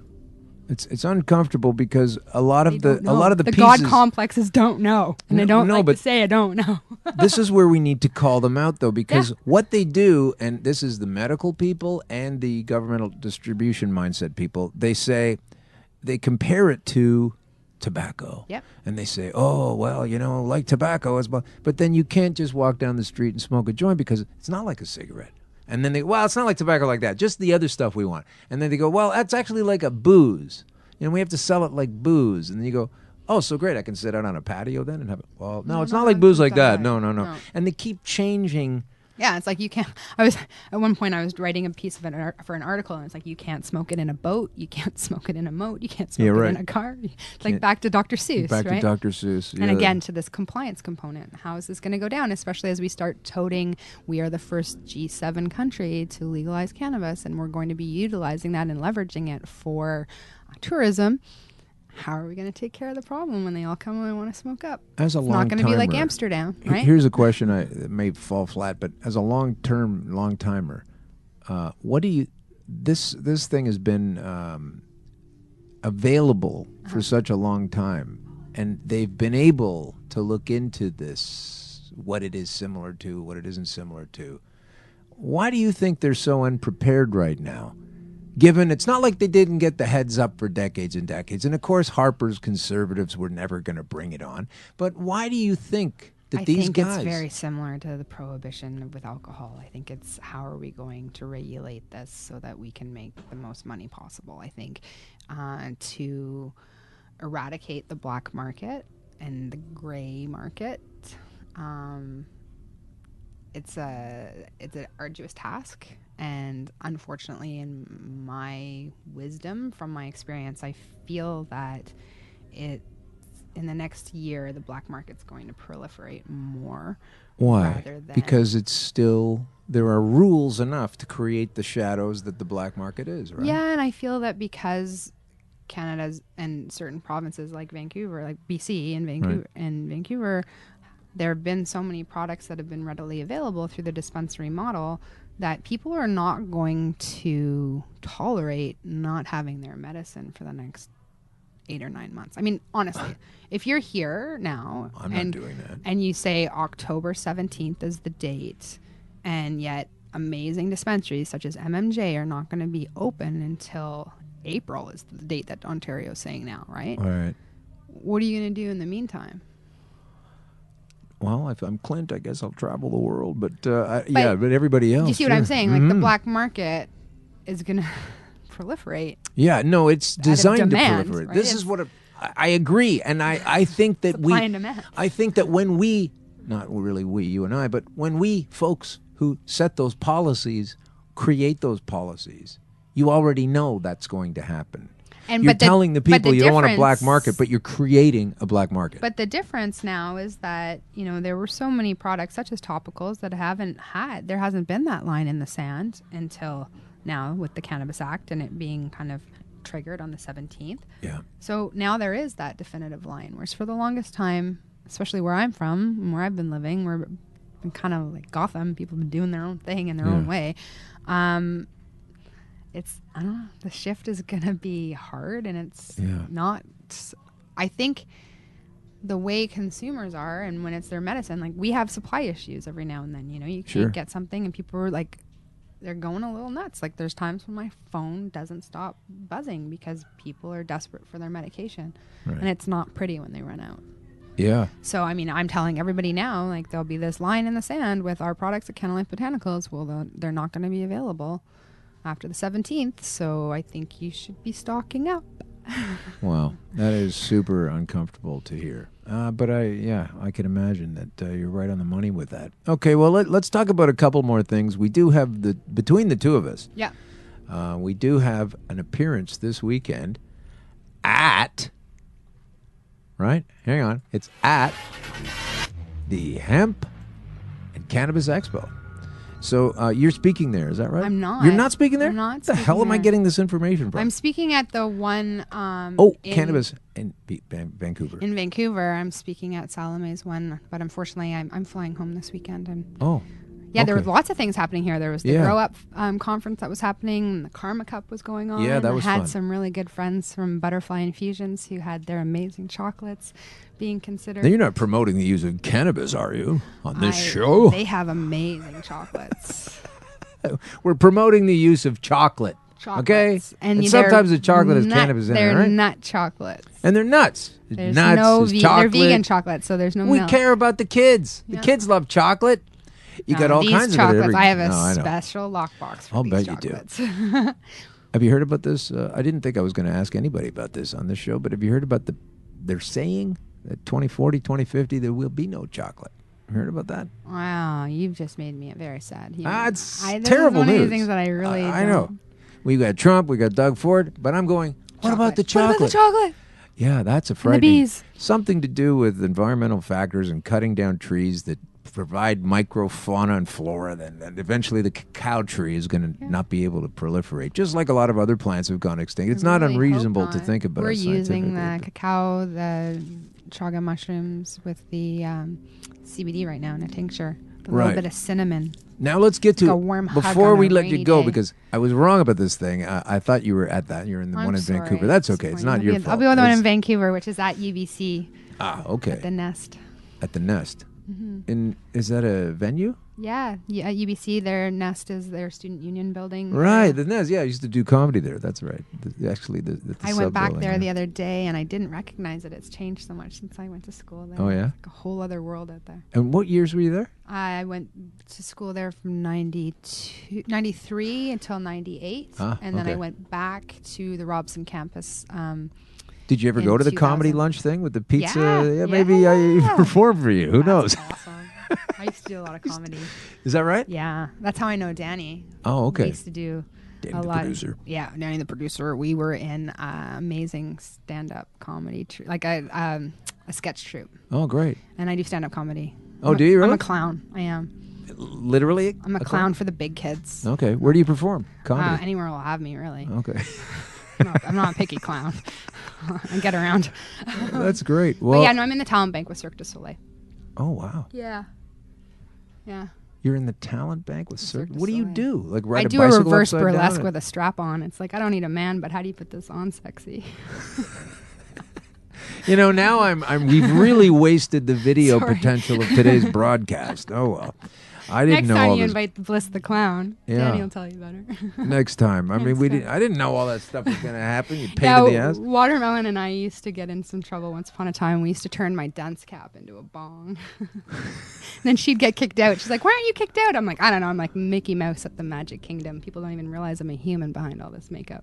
Yeah. Well, Watermelon's great. She's been on the show. Vancouver is warm in my heart. I'm afraid I don't make $14,000 an hour to be able to afford an apartment down there that I'm after. But I know, it's horrible. It's getting nuts, and all these kinds of things are not helping with the discrepancies of the government issues and changing things to more punitive positions. You know, it's okay if you use this stuff, it's legal now, but don't use it in these 19 situations because we haven't done the research, so that's why we know it's dangerous. Like, I can't listen to that shit anymore. No, I know. That's my little vacuum of the whole problem. But anyway, listen, I want to thank you for coming on the show today. Thanks for having me. Thank you. Yeah, it was really great. I'm glad we were able to... when do you leave here? You're doing TIFF and then you're gone Friday? I'm gone on Saturday. Yeah, glad you were able to stick around. Thank you. Really great. I really appreciate it. Thank you very much.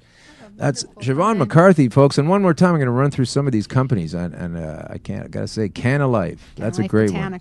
Cannalife Botanicals. That's CANNA Life. One word. CannaReps. Yes. What's CannaReps that? is an amazing group of individuals led by an amazing man named Adolfo Gonzalez, and they're spending a lot of time training the trainers and doing education projects. So they have an amazing Canna help deck that basically are flashcards, and they are training people. They were training people how to be a bud tender, how to be a connoisseur. We do a lot of really great connoisseur workshops where you can have a hands-on experience and be able to do a dissection of all the different flowers and kind of tell the difference between a sativa, an indica, and a hybrid.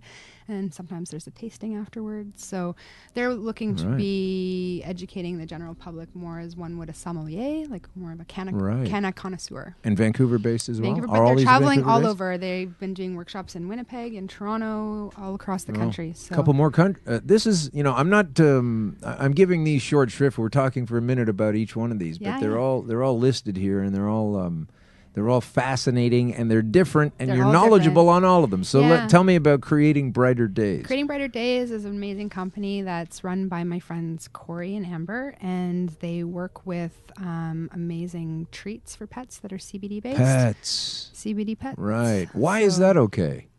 It's really important that if you're going to be using a CBD for pets, you want to be working with an isolate. Pets can't have THC at all. Right. So goodness. What happens to them? Because it's accidentally. Toxic for them. Yeah. It can be not a pretty sight. So CBD's only. CBD only and in moderation, and you really want to kind of watch their weight and make sure that everything's okay. But they have a bunch of different amazing formulations to help pets with stress, and especially environmental stress and violent noise. So we have a lot of people who are really complaining in the summer around the fireworks that kind of go off, or the thunderstorms, and pets have a really hard time. That's part of like their stress. And so the CBD really helps them with that. Any dogs that have separation anxiety kind of tear the house apart when they're away. So yeah, CBD can be really wonderful to help with pets. And there's an amazing doctor that works with them there, Catherine Kramer, who's been advising. And they also have wellness oils for their pets. So wow. And so this is in a preventative sense, or both? Both preventative and to help facilitate challenges that dogs might have with like tumors, cancers, things like that as well. Because they are biological mammals, they're going to benefit from the proper application. They have an endocannabinoid system similar to our own. That's correct. As well as horses. But different, but similar, because they can't do the THC. And what about the other cannabinoids, like terpenes and et cetera? Is that okay, or it just has to be CBDs only? They're working with an isolate at their company, and then they're working with different adaptogens. So again, they're working with ashwagandha mushrooms and different kind of plants in collaboration. So and you say for the duration, for the course of the year, it should cost me $33,000 for these CBDs. Is that what you're saying? Is that the claim? You're not making that claim. The government-sanctioned British company GW Pharmaceuticals is making. I'm not making that claim. I'm sorry, I made a mistake. Yeah. Northern Vine Labs. Yes. We talked about them a little bit already, but tell us a bit more. Tell us. We're going to hit you for a few more. I'm not there anymore. I left Northern Vine. I was there for a year, so I really helped kind of create this education campaign. And I think if people have medicine that they want to have tested, it's a really great place to go. It's all women there. Amazing. The ladies of the lab. Ladies of the lab. Love them. We can. Would they do an interview? You could ask Jakey. She's the head of sciences there. She's wonderful, Dr. Jakey Thompson. Would we be able to do like a Skype thing while they're wearing their lab coats? I could put you in touch. Would that be cool? She's great people. Let's talk to some science She's very busy, heads. so I can find some ladies. Well, heads is, you're not getting gender specific with that. Head is gender fluid. Yeah. So I'm just trying to...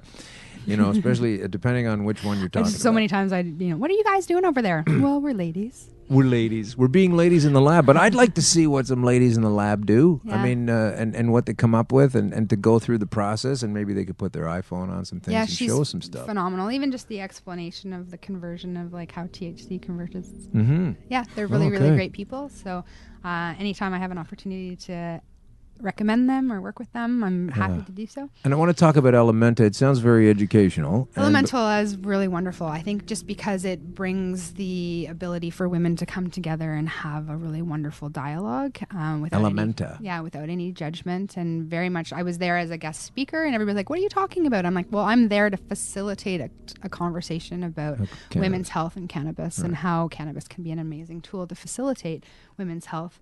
But I'm just there. And I'm there to kind of facilitate the conversation. We're in a round circle, and everybody kind of comes forth. And it's wonderful. You have people there from the age of 18, and we have senior women there as well. Wonderful experience. Okay. And that's run by Camille Ritchie in Vancouver. Okay. But they have chapters across Canada and in the United States. It's a company out of the United States originally. Well, before we get to find out from you all of your contact information, if you want to share some of that, your Twitters, etc. There's one more company. Yes, there is that I've got to teed up. It's fashionablehigh.ca. Fashionably High. Now that sounds really like the most partying version of all of these companies. What I love about Fashionably High is that they are bringing amazing products to the marketplace that help facilitate consumption. But you're not going to get your Rastafarian. There's not going to be any Che or. What does that mean? Bob Marley. Up until now, I think cannabis has been very branded with a very kind of Rastafarian approach. And you get your green, your orange, your yellows, and they're the kind of the standard colors. So this company has been really wonderful for putting a spotlight on the feminine approach to cannabis. So they have beautiful teacups that are pink and golds, and they have wonderful stash boxes that you can sit on your night table with like a beautiful pleasure oil and a nice little vibrator in there. And they just have a really great, classy approach to the feminine consumer of cannabis. The feminine consumer of cannabis. And let's not make fun of that, guys, because if it wasn't for feminine and cannabis, you wouldn't be able to get high at all, right? It's a female plant. But tell me what you do with a male plant. Me, personally? Yeah. I tend to like to juice the leaves. Thank you. That's what I wanted to hear. So many people, just throw it out because you can't get high. You juice the leaves. Juice the leaves. Yeah. And what benefit do you get from that? My skin's great. I have beautiful energy. But these are not. You don't have the THCA. You don't have the THC in the male. So, but everything else is there. Yeah, it's almost like it's on the same plant, way but just better taking than kale or anything spinach or anything else. So yeah, how many people you figure are throwing away their weekly supply of kale by getting rid of their male plants when they could just eat and juice them and use them in that way? I think that there becomes this line between the the consumeristic machine of the proliferation of the female plant for production, and then there's people like us at Cannalife where we look at the whole plants and we look at whole approaches and not kind of compartmentalizing the plant all the time, but wanting to utilize the plant as much as possible. Much as possible, yeah. So if you're growing at home and you've been doing that for a while and you've been very fastidious about removing the male so that he doesn't errantly pollinate the female, get it out of there, but then run it through your Oster slow masticating juicer and take that in, and you can make ice cubes out of it and throw it in your smoothies, and it's all about this particular. Hey, is there a thing I came up with this notion the other day, and we'll have to let you go over this, but I like tahinis and hummus. Is there any kind of thing you can make out of the seeds of cannabis? I mean, it would cost $15,000 a gram, but is it doable? Would it be? If we're going to talk about cooking and cannabis, I do have to put a big shout out to my good friend Trish. She does A Dish by Trish, and she has a year's worth of amazing recipes on how to cook with cannabis on our Cannalife Botanicals website. Okay, so what's the Cannalife Botanicals website? .ca. Cannalife. And under the recipes, they're anything from coconut, spicy Cajun prawns to amazing cookies and muffins and bulletproof coffees. So, what do you do with bulletproof? I know that was the one we had. With butter, the coconut oil. And coconut oil. Our coconut oil is infused with a White Castle. So it's really great for pain management, but quite uplifting at the same time. Yeah. So we have a lot of people who utilize it in their bulletproof coffee to kind of start their day off right. Nice. Well, now they'll need a chauffeur too. Well, you need one anyway. I feel like that's my new business. It's like I'm going to have to come up with a chauffeur company. That's a great idea. Yeah, 2 events. That's one of the things that I'm really pushing, similar to the Elementa events, is this creative compliance around consumption and private clubs and picking people up, introducing them, and then dropping them home at the same time. Just call Weedber instead of Uber. We don't even have Uber out west. It's ridiculous. Oh, yeah, they made some laws. All right. Well, I know everywhere's different. There's no consensus on taxis or Lyft or Ubers or cannabis distribution or what's good for the kids. But I'm really glad to meet you. I didn't understand how well invested in knowledge and experience you were in this field. And I always feel like I've learned a ton of things that I didn't know and should have known. And so hopefully folks listening have also enjoyed that basically you just open up a treasure trove of knowledge from Siobhan McCarthy. Thank you. And it's great to have you around. Of course, we mentioned all the companies. So where can we reach you if we want to find out what you're up to, or your Twitter or something? Do you have any? My Twitter is Siobhan is Bliss. It's kind of a crazy name. Siobhan this is why the Irish drink. It's S-I-O. B as in Barbara, H as in Hannah, A-N. Right, and the B-H is pronounced V, right? Yeah, that's why they drink whiskey. Yeah. The water of life. And then it's I-S, and then Bliss, B-L-Y-S-S. So that's my Twitter. And my company is Red Trike Media. Red Trike? Trike. Like T-R-I-K-E? Yeah, like a tricycle. Okay. Yeah, Red Trike Media. Okay. So like trichomes? Is that what we're talking about a little bit? Just tricycle. Oh, just tricycle. Okay. The old school approaches to life. Yeah. Yeah. Well, you don't have to. You don't have to worry about it. Pedal fast and with a couple of training wheels on the back. If you want to get a motorcycle, but you're a little bit nervous, you get a sidecar on there. Right.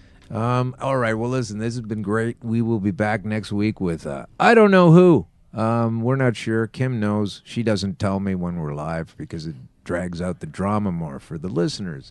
I really sure hope that we can get more of this kind of knowledge from people who are sitting here telling the truth. Yeah. I mean, this is all we're talking about. This stuff is really great. It is really helpful. And I don't know why more people don't avail themselves of this knowledge. Maybe they will now that it's legal. Do you figure there'll be a bump in people on the evening of the 17th trying it for the first time and deciding, oh, I don't like that, and then just a one-day sort of increase? See, and that's once again where we needed to have more education to tell people low and slow. Low and slow, yeah. They're going to, I'll try it. Now the government says it's legal. I guess I'll have a joint. I mean, I don't even really want to talk to you about much else if that's what your compass is, but I'm kind of curious to find some willing newbies. You're kind of curious, or you're kind of curious? I'm kind of curious. I'm very curious to see a bunch of people who would never have done it, and only because it was illegal. Yeah. And now that it's legal, it's like my mom. Okay, we'll try it and see how they react to it. It'd be kind of funny, I think. Yeah, and if I was to give it to her in a gel cap, she'd take it in a heartbeat. You give it to her in a joint, she can't run fast enough the other way, right? Oh, wow, that's true. Gel caps, folks. Yeah. Gel cap. That's another key component of a lot of this medicine. Never really. It's the unsung. We're a pill popping nation. Yeah. That's where it's gonna go. Yeah, I think it's important. The anonymity of it. It's a great way to go about it. All right. Well, thank you very much for coming in. Kim is. Thanks, Kim. Kim is. Can you thank our guest, please? I'm more thank you to Kim. She's amazing. Kim's amazing. She's promoting the same show she's working on as an operator. So we're really getting somewhere. We are going to now contact a best bud. This is an old friend of mine. Hopefully she's standing by, and we're going to give her a call. A little bit off the beaten topic we've been so far, but an old friend deserves a quick hello before we get going. I hope she answers. I know the phone is relatively close to the table. And hello. Hey, Sydney, it's Alan. How's it going? Oh, hi, Alan. Not bad. I guess your show's over now, is it? No. I wouldn't call you if it was over. No, they haven't canceled it, and we're still going. I'm hearing sirens and everything, but that's okay. Listen, I contacted you because, as you know, I do this show. I used to do a straight-up conspiracy show, and then I started to do a cannabis show, and now I've merged the two together. Okay. And, of course, you have some pretty exciting news. Sydney is a researcher extraordinaire. Used to work at the UN, if you want to get on your list of credits. But Sydney knows a lot of things and has been researching in a field of arcane conspiracy. Most people would think it's nonsense or unreal, but Sydney has so much information and so much knowledge and has put that out in a format for people to take in for free. Over the past 19 years at the University of Toronto. Have you always done 2 semesters a year, or was it just the one? No, I've done 10 lectures in the spring and 10 in the fall. There you go. I'm not going to do one this fall because I'm not going to be here. So we'll see what happens when I get back in the spring. But I'm just another reporter. I'm a reporter, so I deal with facts. And, of course, I did put 10 papers. Every class would get 10 hard copies of what I'm talking about. Right, actual printed matter. So you contacted me recently to tell me about you are releasing or you have a book that you've written of poetry, and it relates a lot to the man and the the folks that keep us down. And tell us about that. What's that like, writing a poetry book? Well, people have told me over the years you should write something or do a book on your life, and I thought, no, that would be boring. I don't want to, usual reporter's life. Yeah, people try to kill you and get on the net and call you names and all that thing, but that's par for the course if you're a reporter. Okay, yeah, that's nothing spectacular if you're a reporter. So I said, okay, what I'm really tired of, sick of, and I could puke, is all this political correctness. Oh, okay. What's up? What do you mean? Well, I'll just give you my own brief survey. Sure. As a reporter first, that'll read you a couple of poems, but the name of the book is Poems for the Politically Incontinent. Okay. That's the name of the book, Alan. Okay. And everyone knows what incontinent means. Yeah. Means so as can't far piss as I'm properly. concerned, yep, political correctness. And so I think because of that, we're circling the drain. Canada is circling the drain, okay? I was particularly furious because I worked in America, New York, a long time. August 18th, the U.S. Veterans Day parade was canceled because it would cost $92 million. So what the hell? I guess the money's going for new bombs or more waterboards or just more interest to the criminals who took over printing our money. So no parade. The dead soldiers can't complain, and the survivors are too weak to. But would we need a parade, though? Do we need to spend $100 million? Hey, they gave their lives. Give them a little fucking respect, okay? Oh, okay. I should say there's no swearing on the show, but I would never do that. No. It's fine to swear on the show. So you would never do what? tell you to swear. Never mind. So the. Okay. Sorry, no, people. It's okay. Yes. No, it's okay. It's okay. Okay. We're spending too much time on that now. Okay, but so you're saying that in the States, particularly, that they have is it an annual parade they're supposed to spend? Absolutely, yes, it is. And how long has that been going on? I would say since the Second World War, wouldn't you? I guess. I don't know. I never followed it. I would say so. I never followed it. I didn't realize they were doing that. Yeah, that's okay as long as you get the veterans the $92 million. Yeah. Like I'm saying, I think it went to pay for more bombs or more waterboards. Well, that's what I meant. I mean, I don't know if we need a parade to say hello to the veterans. I think we need to, take that money and help them make their lives better. Yeah, that's true. That would be good. But you know what? If they were going to do that, they would have bragged about it. You know, just for good propaganda. Yeah. So it probably is going for more bombs or more waterboards or more interest to the criminal who took over the printing or money. So they can't complain. They're dead. The survivors are too weak to complain. But the worst news is Kissinger is still here. Oh, I know. So, yeah. The worst news is that I will bet you almost every news organization or whatever they call themselves on the planet has got a whole slick package ready to go about what a fantastic guy he was the moment he pops off, you know?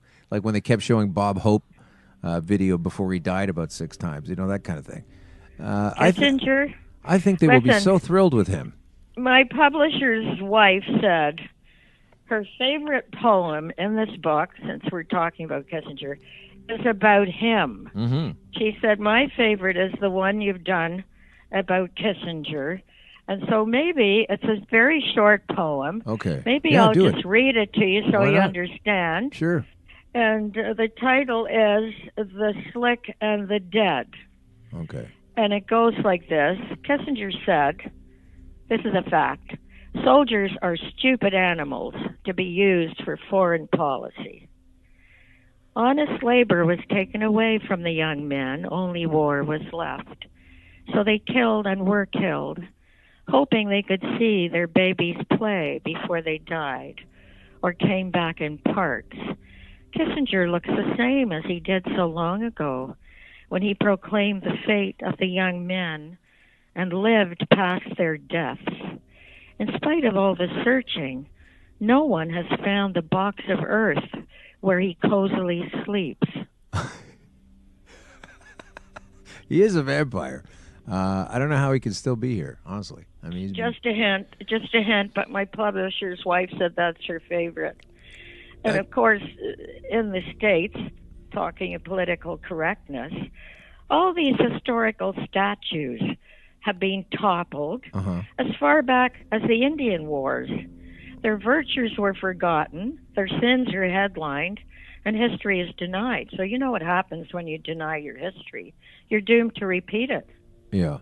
This is what's going to happen there. So is this what political correctness is? To the version of like, I don't like what, let's say in Canada, let's bring it home to Canada here. So I don't like what John A. Macdonald did at the beginning of his time here. So we're going to tear down any statues of him so that he doesn't exist. Why? How does that help anyway?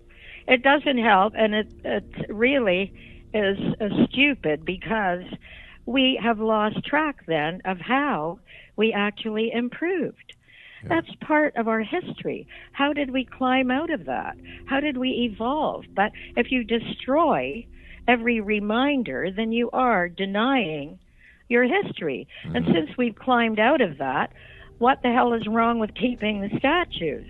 Yeah. I mean, they used to say, about, and they still do, people around the world, they say, it's really important we remember the Holocaust in Germany. So if you need to remember that and it was terrible, why wouldn't you need to remember a Prime Minister of Canada who was supposedly terrible? Absolutely. We need to know how we got here. Yeah. If we have evolved, we need to know how we did that. That's no good denying, saying it never happened. And of course, this is part of political correctness, according to the mainstream media, I heard this yesterday, Canada has the highest child suicide rate of any country. Wow. Also, why do you figure that is? The same news, our children have high rates of mental illness. So my question is that because of all the newly invented mental disorders, such as, quote, resentment of authority, or, quote, homophobia? I have never feared gays. Why is it called homophobia? That's another question. Yeah. Or is it because our kids are cooked by Wi-Fi 24 hours a day? Well, what about before that, though? That's only an 8 or 10 year thing or something. It's only 8 or 10 years. Well, those children are grown up now, so I don't know. I can only tell you the numbers on the kids now and the high suicide rate. Right. Or is it because Canada has 700 times the tritium in our water as California? Pick any of the above. Hang on. You have to realize that I don't know, and everybody doesn't know all these things you're saying, so just hang on a second. You're saying Canada has how much? Tritium, of course, being a radioactive compound. You're saying That's Canada right. has that in its water from Yeah, our becquerels are up around 700. In California, they're around 19 for the tritium. Yeah, that's right. Okay, so a becquerel, not to get too bogged down with tech, but a becquerel, Becquerel, this is a measurement of some kind of radioactive measurement, right? And yes, it is. And so this stuff going into our body is obviously not ideal. And you're saying that our rate of intake on that is higher than anywhere else other than California? Yes. Our becquerel count is about 700. California's becquerel count's around 1920 something. And so, you mean daily or in a cup of water, or what does that mean? I'm saying in the water that we drink. Yeah. Wow. Unless you get bottled water. I don't know how much is in that, but I know the tap water. Tap water anyway. You don't want to have anything to do with that. So is that why supposedly our children have the so-called high rates of mental illness? Or is it simply because they have invented at least 20 new mental disorders? Or both. Because we've got this Fukushima issue to think about as well, right? So I don't know where it's all coming from. Chalk River, Fukushima, coming out of the skies. No, I don't know. It's all over North America because of Fukushima, yeah, but they don't discuss that. No. If you want to find out about exactly how bad it is, you can go on the net and you can put in the nuclear proctologist. What? That sounds terrible. There's a man who specializes in getting all the figures on how much, where, when, and you can find him, I can't quite think of his name now, by typing in the nuclear proctologist. Okay. All right? Yeah, sure. That sounds like a fun search. He's a specialist, and he gives people the news. Okay. But you have to hunt him down. And there he is. I got him. Okay, we'll get to him later. So part of the political correctness is pretend that everything's rosy. Don't give anybody any facts of any endangerment to their health, right? So that they can't do anything to help their own family. Just shut up and pretend everything is hotsy-totsy.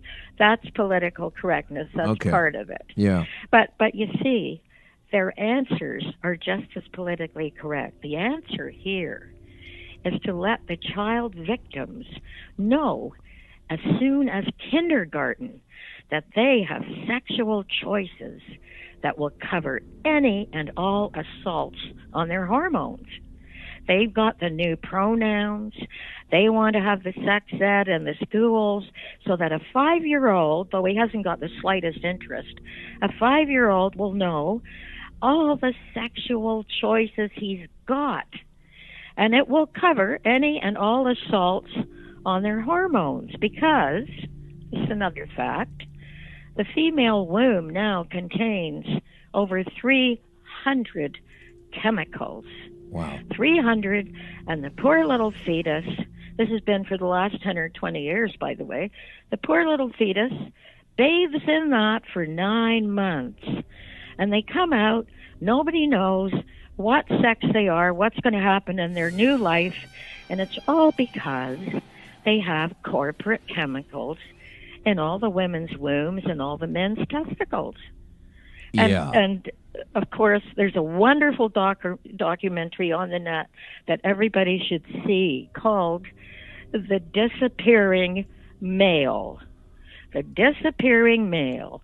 1/3 of the males that used to be born are now born just 1/3, and it's getting worse because, as you know, all fetuses start out female, and sometime within a few weeks, some of them go along, half of them usually become male fetuses. But because of all these poisons in the womb, they don't get to the point where they become male. They stay female. Okay, are we also talking about BPA and other plastic kind of things and chemicals that got into the waters and water bottles and all that kind of stuff? Hey, that's aside from the plastic. The worst damage is being done right in the womb with 300 corporate chemicals, 300 in the actual womb. Okay, Sydney, give me a couple of these chemicals. What do you mean? Give me a couple egregious. Basically, people aren't thinking about that. They're not thinking about 300 chemicals in the womb. I'm saying, you want one? Yeah. Cyanide. Oh, wow. All the mining chemicals that the natives got first. And a native woman about 3 months ago was giving a talk. She was a native leader. Mm-hmm. She started sobbing at the mic. She said, I have a beautiful daughter. The only problem is she has to shave. Oh, wow. Now, the natives got the cyanide first because the tailings went into their water. But that's nothing. That's just the beginning. I don't need to name the chemicals. Anyone can look them up on the net. They can look up the documentary, The Disappearing Male. It's frightening. So none of the politicians are discussing our first step towards extinction. When we are too poisoned to propagate, which we are, we will become extinct, okay? Yeah. And in the meantime, here's another politically correct mess. In the meantime, along with legitimate refugees like the Syrians, large battalions of single males are deployed to Europe. Mm-hmm. They're deployed to dilute the northern populations to the required beige of the New World odor. I call it the New World odor because that's what it is. Because it stinks, yeah. And thousands, 6,000, we're talking even of Sweden and whatever, thousands of rapes are silenced on the so-called news. Okay, now let me stop you there. That I would hear, if I were to even punch that into Google, what would come up would be, you are promoting anti-Islamic Islamophobia, like homophobia. I am not. No, sorry.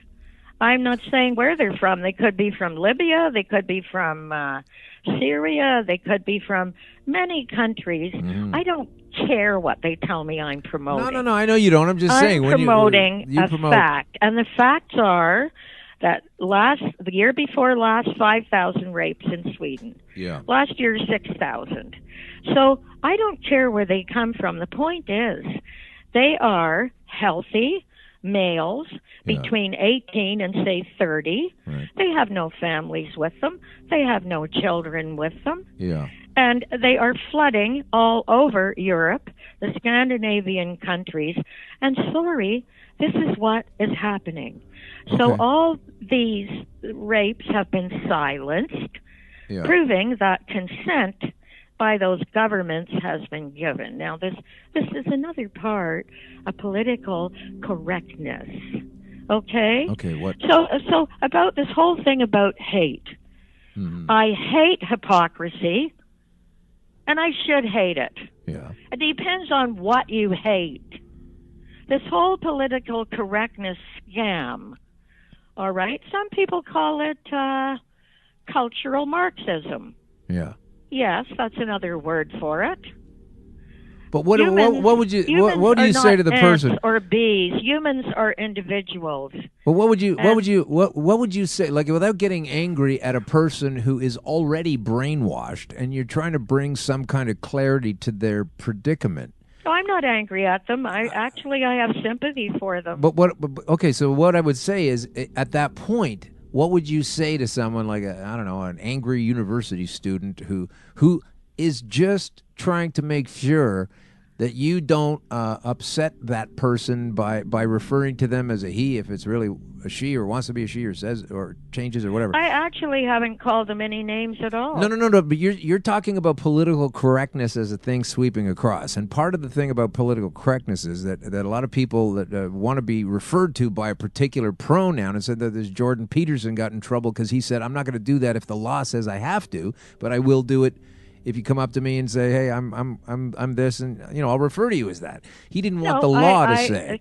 Yeah, I agree with him. So I understand that. So what would you say to a person, though? Like, you're explaining what's going on to me, but what would you say? Right. What would you say to a person that says, hey, maybe one of the reasons that you are a different gender than maybe some people think that you are is because when you were in your mother's womb, there were 300 chemicals in there playing havoc with what was going on with your origins.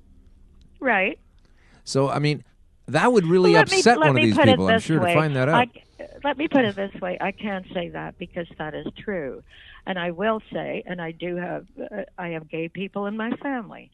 So I'm saying to them, yes, I love parades. It's fun. Great that you're getting some recognition. But you know what? If you all decide to go to different corporations and do large protests against the people who have done this to you, I will join you. Right. I will join you. Okay. Well, before we're kind of running out of time now, but I just wanted you to throw out your book title, and you do have a release on that tomorrow. Is it tomorrow, the book, or is it today? Tomorrow. We have a book launch. It's right in Kensington Market. Oh, cool. And it's in the Supermarket Restaurant. The admission is free. Supermarket Restaurant, 268 Augusta Avenue. It starts at 6 if you want dinner. If you don't, you just want the bar, you can come at 7. It's over at 9, and myself and 4 other poets will be explaining why we wrote the book, whatever the book was that we wrote. Okay. And I just want to leave you with one more little remark here, and then I'll go. All right. But this is why I wrote the book, okay? Sure. Because I'm sick of political correctness. Yeah, no, that's evident. None of it is true, okay? And it's self-censorship. Yeah. They're training us to censor even if we can laugh or not, okay? So I'm saying, here in Canada, where politicians and other invertebrates push the PC agenda, a government worker has just been fired. Now get this. This is my final word. Okay. He said in a conversation around the coffee pot with the guys that, quote, basketball is for pussies, unquote. He was fired. Right. To one of the workers from Afghanistan, this was offensive, so he was appeased.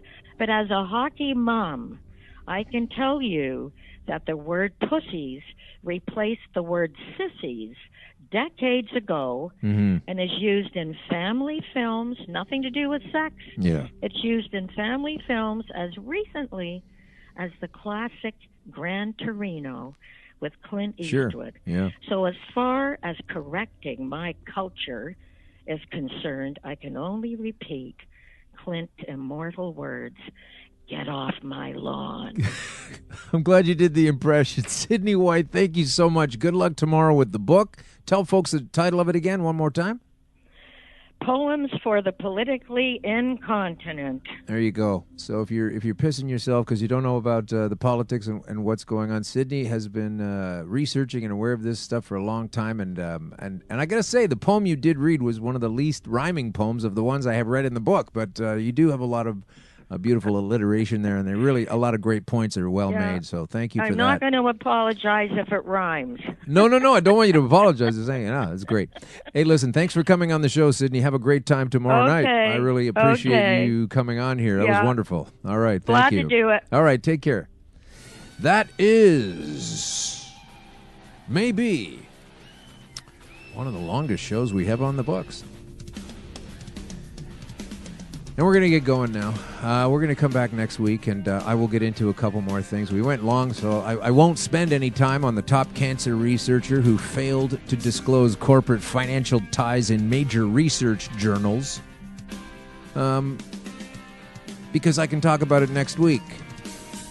And just because he's a breast cancer doctor who's failed to disclose millions of dollars in payments from drug and healthcare companies in recent years doesn't mean the health and drug care companies are crooked. Doesn't mean that at all. We'll spend more time on that article next week. Check it out, though. Have a good read. That's pretty important stuff. And I've got this nuclear proctologist guy that looks pretty interesting. Sydney's talking about. Anyway, we will be back next week. We have a lot of things going on. We've got a lot of changes coming, and because we can't keep doing it like this anymore. But Green Crush.